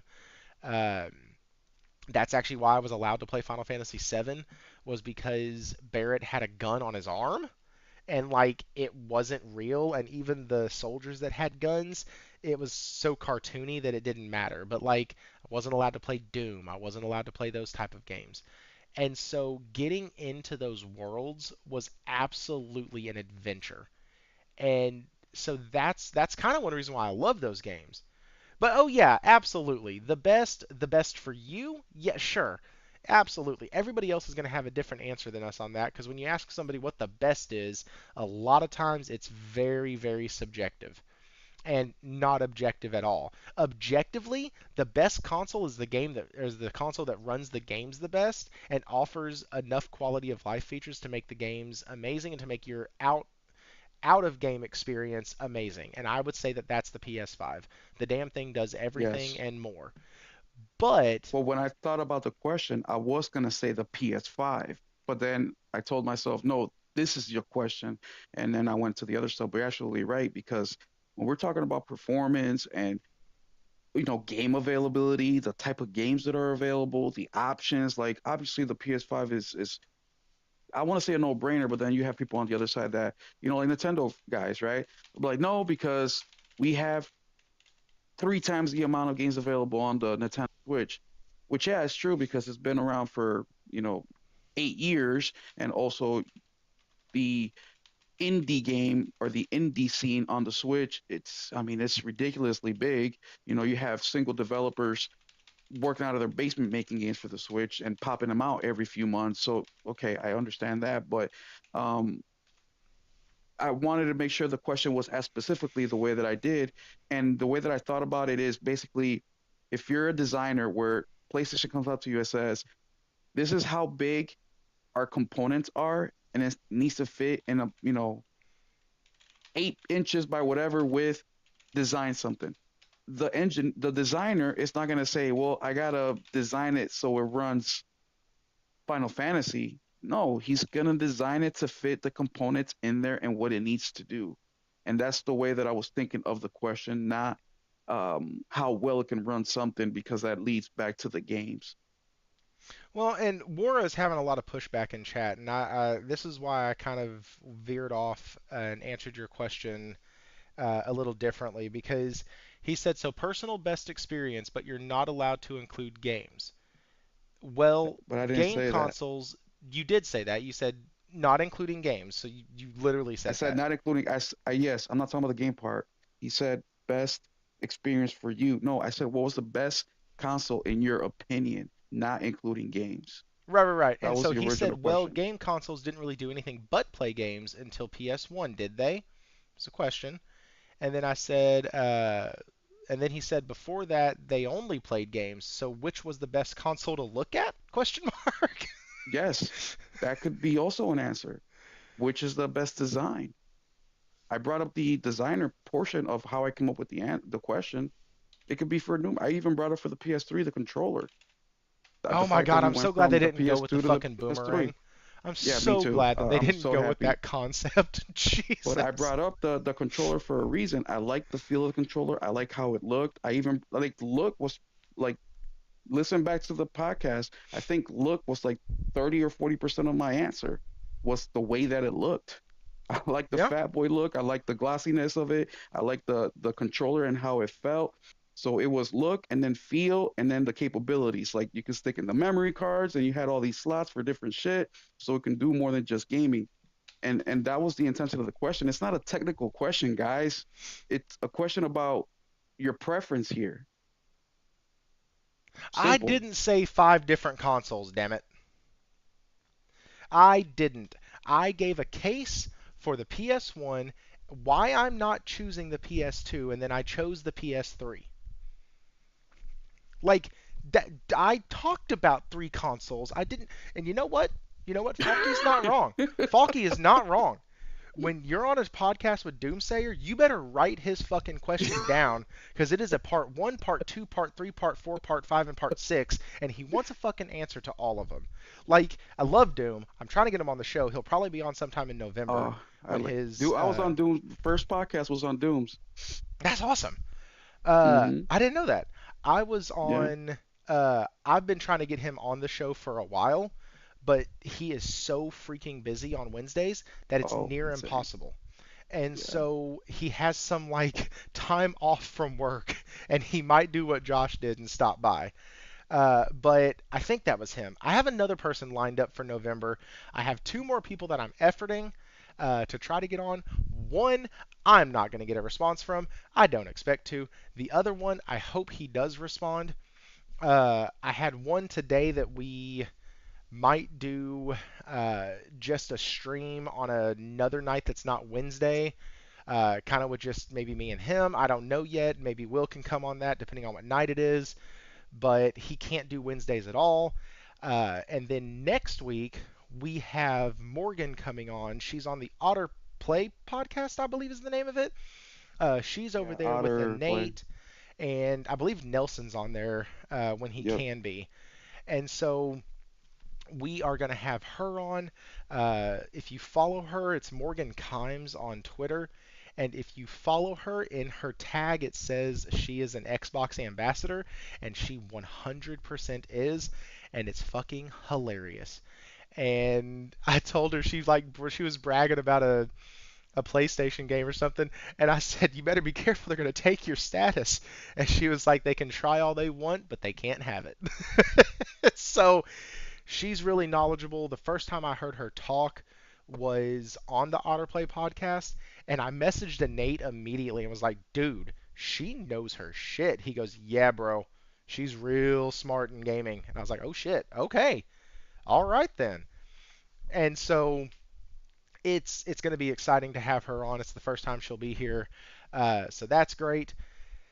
Guys, we didn't get to 2 of our topics though. Xbox is being skipped again. We were going to cover Entropia and all that stuff, and thankfully, because the developers spoke up, now Xbox has finally gotten back to them. So hip hip hor fucking ray, yay! So yeah. Josh said pick a Thursday. He'll be here. Josh said pick a Thursday. Oh, Mm. And I'm okay, available Thursdays too. We okay. can make it happen. Okay. Yeah, I will definitely see. The guy I'm efforting, it'll be pretty cool if he comes on. I want to hear a lot of kind of his story, kind of it just really is a guy that I respect in the gaming area. He doesn't have the best takes all the time, but he is he is good at what he does.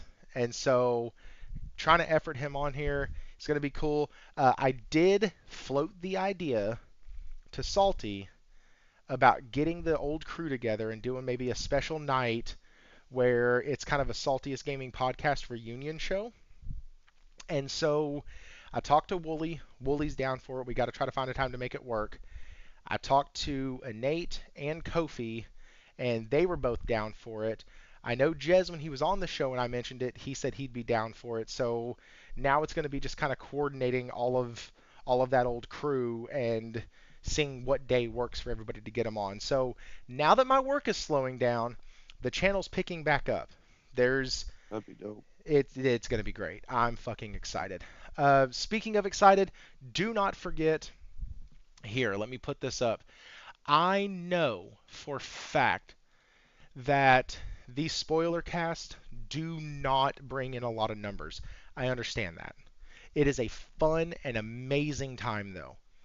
So, if you have beaten Final Fantasy 7 Rebirth, if you've beaten that game, come on over, enjoy some conversations. The chat, I'm hoping, goes nuts. We're going to be talking about everything from theories to in-game to what we think certain things meant to our favorite chocobos to like we're going to be discussing so much stuff, and we have 4 people right now once again, and I'm waiting on responses from 2 of them. Not from the 4 that are on there. All of us, myself, Falky, Cosmic, and Kofi, we're locked in. There are 2 more that I'm hoping I can get on here. And so I am freaking excited.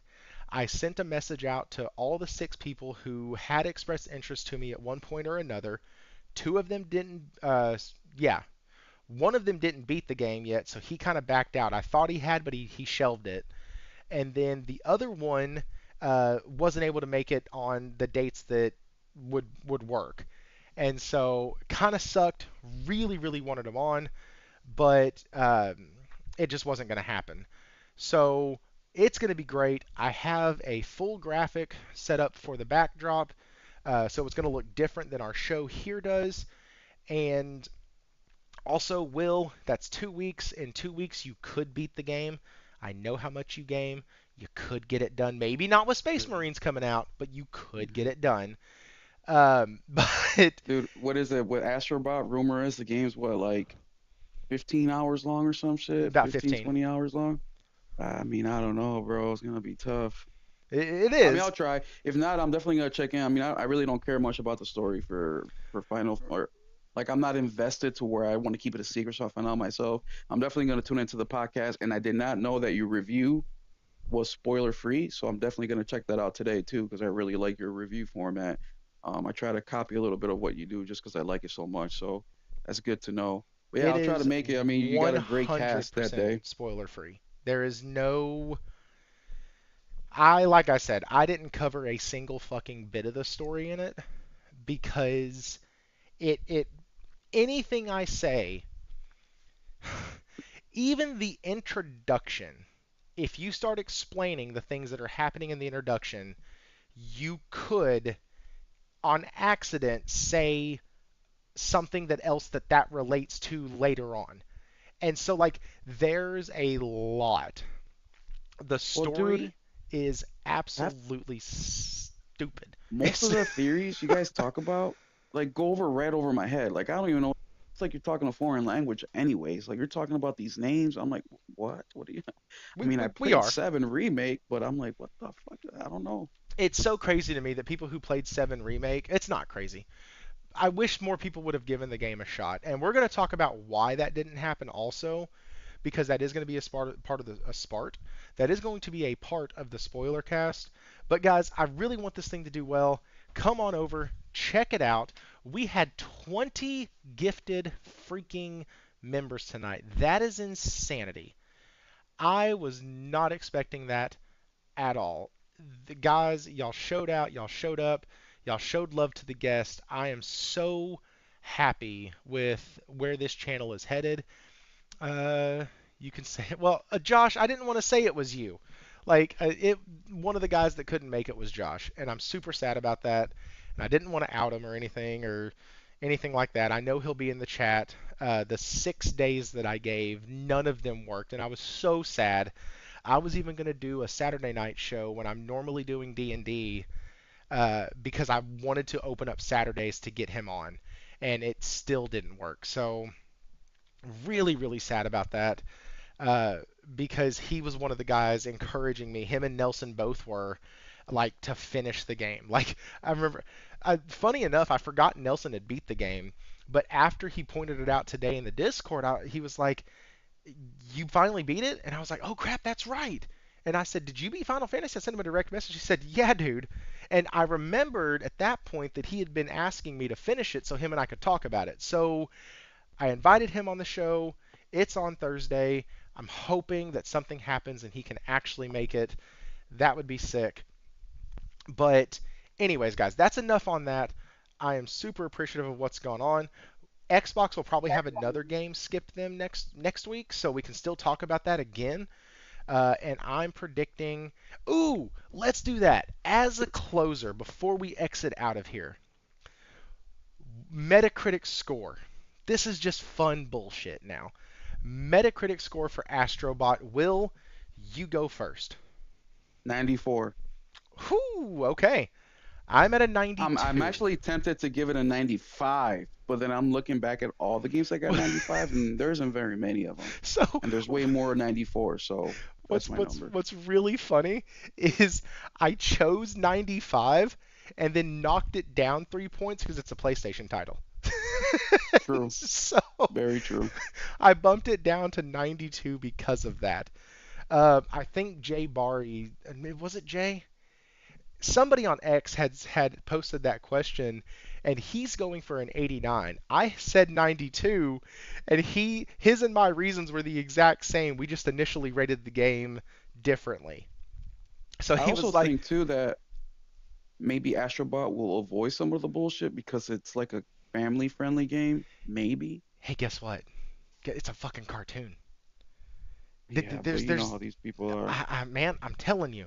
And somebody posted a picture of Sackboy handing the torch off to Astrobot. Ooh, fire. I never played more than 20 minutes of any of the Little Big Planet games, and I've only played What? about 5 hours.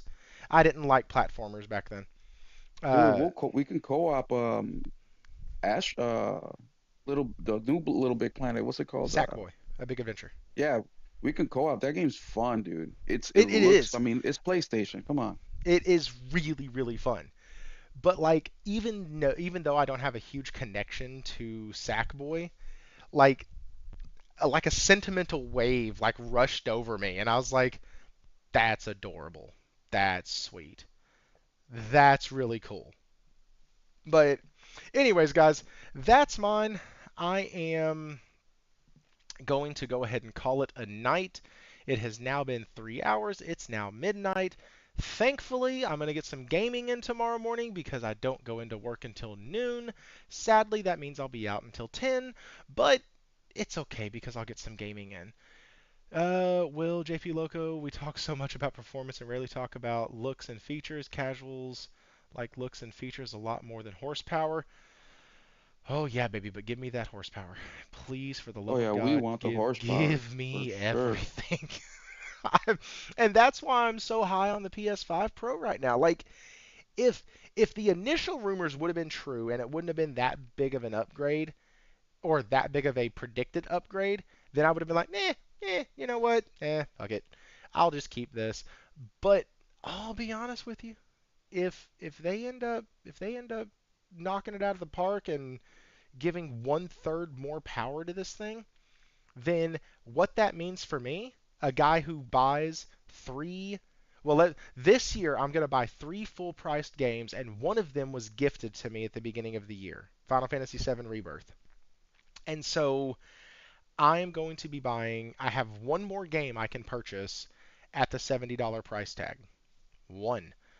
And it's probably depending on the reviews, and by reviews I mean depending on what Will and Henry and a couple others say about Space Marines, um, because that's who I get my reviews from now, are those guys, because they fucking play every game that comes out between the two of them. And so uh, that's what I plan on. That's what I plan on like spending my money on if the reviews are good. Now, if it comes out and it's a buggy mess and gameplay mechanics are great, but it's buggy as shit, I don't really want to commit my life to another Outriders right now, and I'll hold off until they patch it out. Well, But so far everything that's been coming out, I mean, there's full gameplays already out there. oh, I It's saw looking some very, today. very good. It Looking looks very, really very good. good. But because of the gaming industry this generation, I cannot trust what people say until somebody I trust personally plays it on a game I'm on the fence about because Cyberpunk, Jedi, Starfield, Forza, these games come out completely fucked up and incomplete.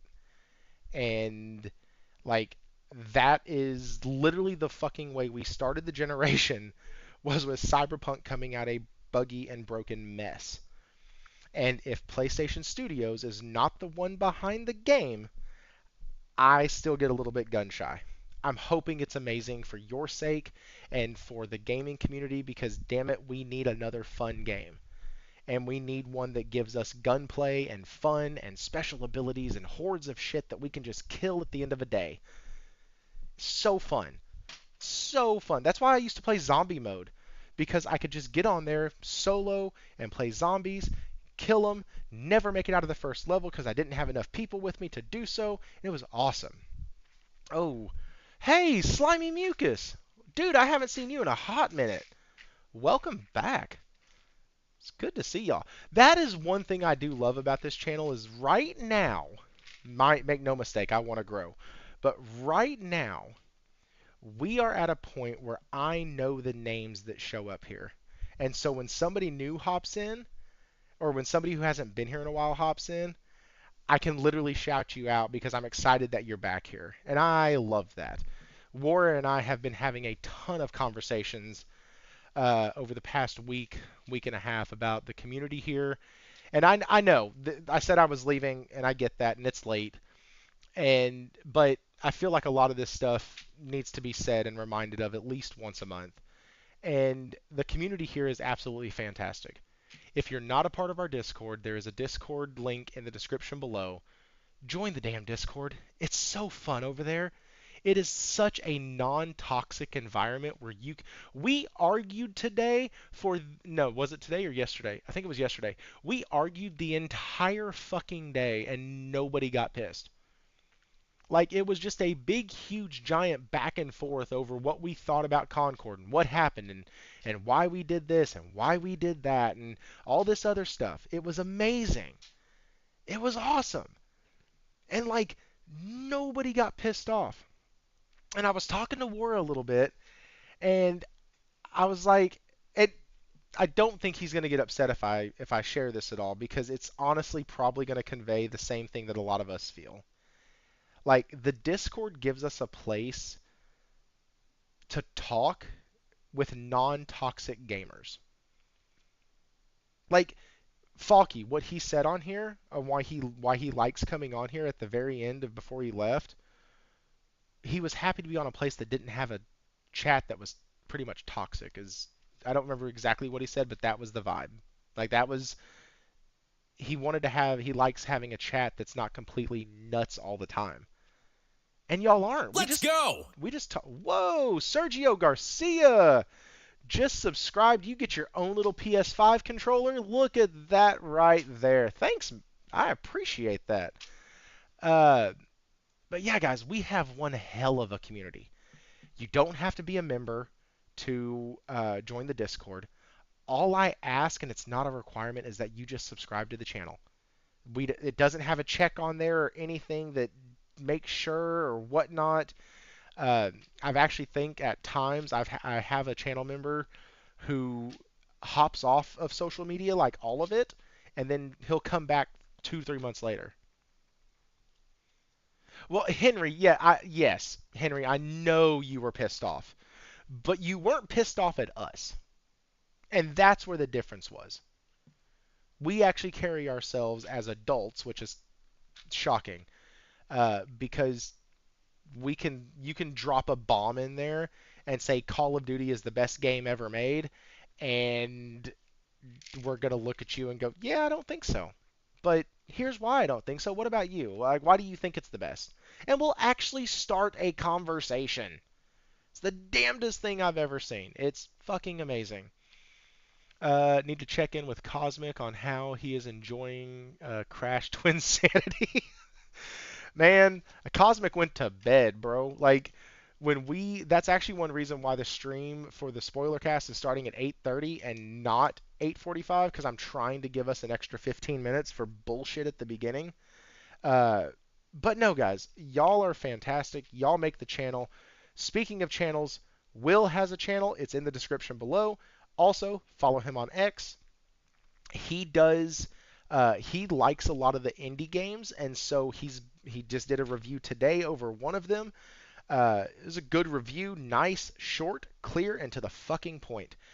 I don't do that very well, and so if you like those type of reviews and stuff like that, and he does mail call videos and he does gameplay, live gameplay and stuff like that, check him out. It's a good dude. You're here every week. You listen to him. Go check him out over there. And yeah, Will, do you have anything to add before I finally, 8 minutes after I said I was going to close this thing? Hey, I'm good, man. I ain't got shit to do tomorrow but play Space Marine. I'm Oh buying my shit, that's son the right. game of his choice so he can game all day as well. So yeah, I got Both of time. us But don't no, have to be awake early in the morning. That's the only reason this no. thing has gone past midnight. Yeah, normally we're like, we gotta cut this shit out, bro. But no. Thank you guys for coming in today. I had a blast like I do every single week. You guys are the best. And like I say on my YouTube channel, it's just talking to friends about gaming.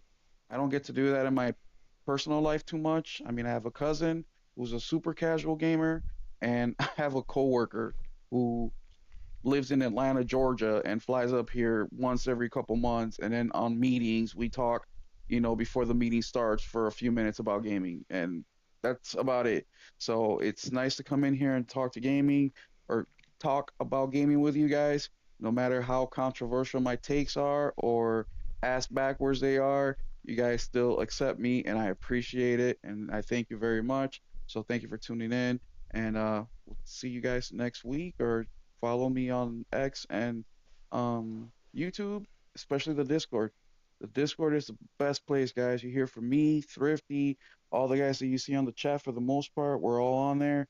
And we like to share tips, tricks, what games we're playing, you know, the reviews that Thrifty's talking about. I do the same thing. I ask you guys or on the Discord, I ask them for recommendations all the time, and I trust their take because they're gamers. So I may not like the game like they like it, but I know that I will appreciate something in it because we all look for specific things, which is quality, performance, and the whole list. And I know that if you guys are okay with the game will at least be serviceable. So, but it's all about experimenting, and I guess that's my big thing with gaming is I try not to dismiss any game whatsoever, except if it's multiplayer. I'm sorry, Henry. Even those I like them, right? Because I get to like tomorrow with Space Marine. I'm gonna play with Henry. That's a About to say, multiplayer game, right? your ass But has been talking about Space Marine, which is a multiplayer game. Now, I know it it hits is. all your buttons, it hits the campaign, it Hmm. does all that, so I get it, but it's just funny because And it's got the PvE thing, which is what I prefer like Helldivers type thing. I'm just not big with the PvP because I suck. And it's not because the games are bad, it's just because I suck. And I said this I think last week too. yup. I just suck, guys, and now I can't compete. And who wants to lose, 10 matches in a row? Like I don't. I get my ass whooped in everyday life. I don't want to get whooped in the power of fantasy. But either way, thank you guys for tuning in tonight. And like I say on my YouTube channel, if there's any tips, comments, complaints, anything that you feel I can do better on the show, um, let me know. If I talk too much shit, if I'm too aggressive, let me know. Send me a DM on Discord or on X and say, dude, you're fucking out of control, or I like what you're doing, keep doing it. But hearing some of that feedback from the community, I think will help me grow and maybe guide a little bit more to where we need to go to make this more entertaining for you guys and more valuable. Yeah, I mean, he and what is it you say at the end of your video? Keep it Gamers gaming. keep it gaming. That's it. I knew it was something with gaming. I really liked that. I heard that at the end of your video, and I was like, man, that's yeah. Level your critiques at will. Yeah, fuck. Y'all can keep that shit to y'allself for me. I cared about what people in the chat said at the beginning, and I drove myself nuts trying to figure out a microphone issue that was actually not an issue after I listened to the podcast. People just didn't have their fucking volume turned up all the way, bitching about how bad my mic was. Like, no, no. Like, Well, tell them Thrifty. Like YouTube isn't made for your phone, guys. Yes, it's an app and it's serviceable, but it's not really meant, like it's not the preferred way, I guess. So if you're trying to listen to this like at work or whatever, which I do too, like there's podcasts and YouTube videos where the volume is just different. And you know what? The settings may be the same all across the board, but it's just the algorithm, not the and algorithm, but I think I fixed it before the stream because I started using my Steels. God dang, I'm tired. I started Steelies. using my Steel Series app that's on the computer, the actual software that you get Mm, when you hook up the Steel Series. It gives you a full mixer. Didn't really know what the hell I was doing, but I recorded basically me saying one little line, and I kept tweaking it and tweaking it and tweaking it until I realized that one, they had my microphone on the flat setting. Two, it didn't sound really good at all and it didn't come through loud. And so I like went over to a different setting, adjusted everything, saved it, and so I'm hoping it comes through right here. Oh, I know. I know. Josh said, "I'll tell you if your mic sucks, Thrifty." Bro, I guarantee you, you are the first boy. Hell, you know this. You've read my DMs to you. Like, if somebody complains about the mic, I still go to Josh and go, "Hey man, how was my mic?" Because now the complaint, and it's an awesome one, and I'm glad y'all watch the show and listen and give me that feedback because when somebody that from this community does it, I actually listen. When it's some random person just commenting on the video afterwards, I'm like, yeah, okay, cool. Like, put in some time here and then start. Like, they don't even say anything else. They just say, Will's mic was loud. Okay. Like, cool. I'll fix it. And I did. Today, I think everything, because I can watch the audio mixer on Streamlabs, and all the audio actually came through at the exact same, like, frequency, not frequency, but the exact same level. Nothing really pinged out in the red. Everything stayed. There were a few times that we were getting some feedback, but everything pretty much stayed where it was. Anyways, fuck it. Guys, I'm going to bed. Not really. I'm going to go play the Portal in bed. But I'm going to go lay down.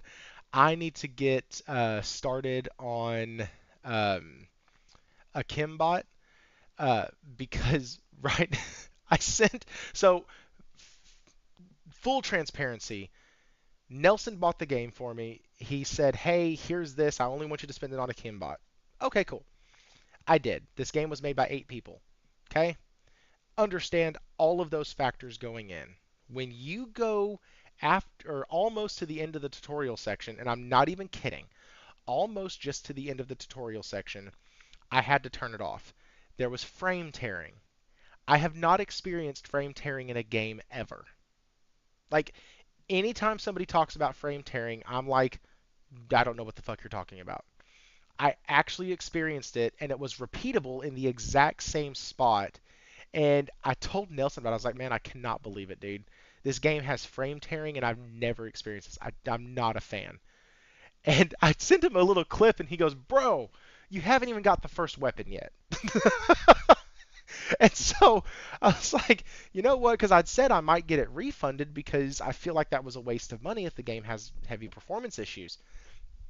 And then I started thinking, I was like, man, no, I can't do that. I can't, because I'm kind of a sentimental dude, right? Like, I keep things that are very important to me. I think everybody does, but like for me, I pick like random shit.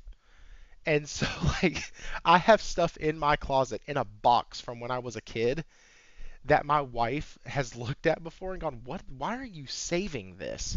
I'm like, "Well, so my grandfather gave me that for my 10th birthday." She goes, "Oh, that was like a gift?" No, we were just out somewhere, and I remember it was my 10th birthday because we had just left Six Flags, and we stopped somewhere, and he got this little thing for me, and I've just always held on to it. And like, just stuff like that, stupid shit. And so like this is super important to me. Uh, I have the first dollar I ever made from YouTube. This is now the first game that was purchased for me by somebody from the community, from this community.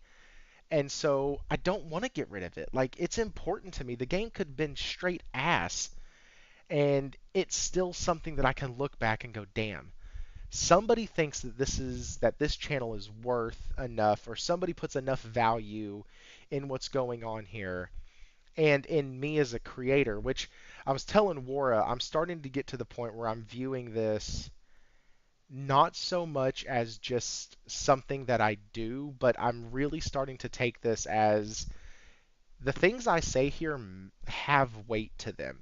It might only have weight to 30 to 50 people every week, but they have weight to them. It's more than my alderman.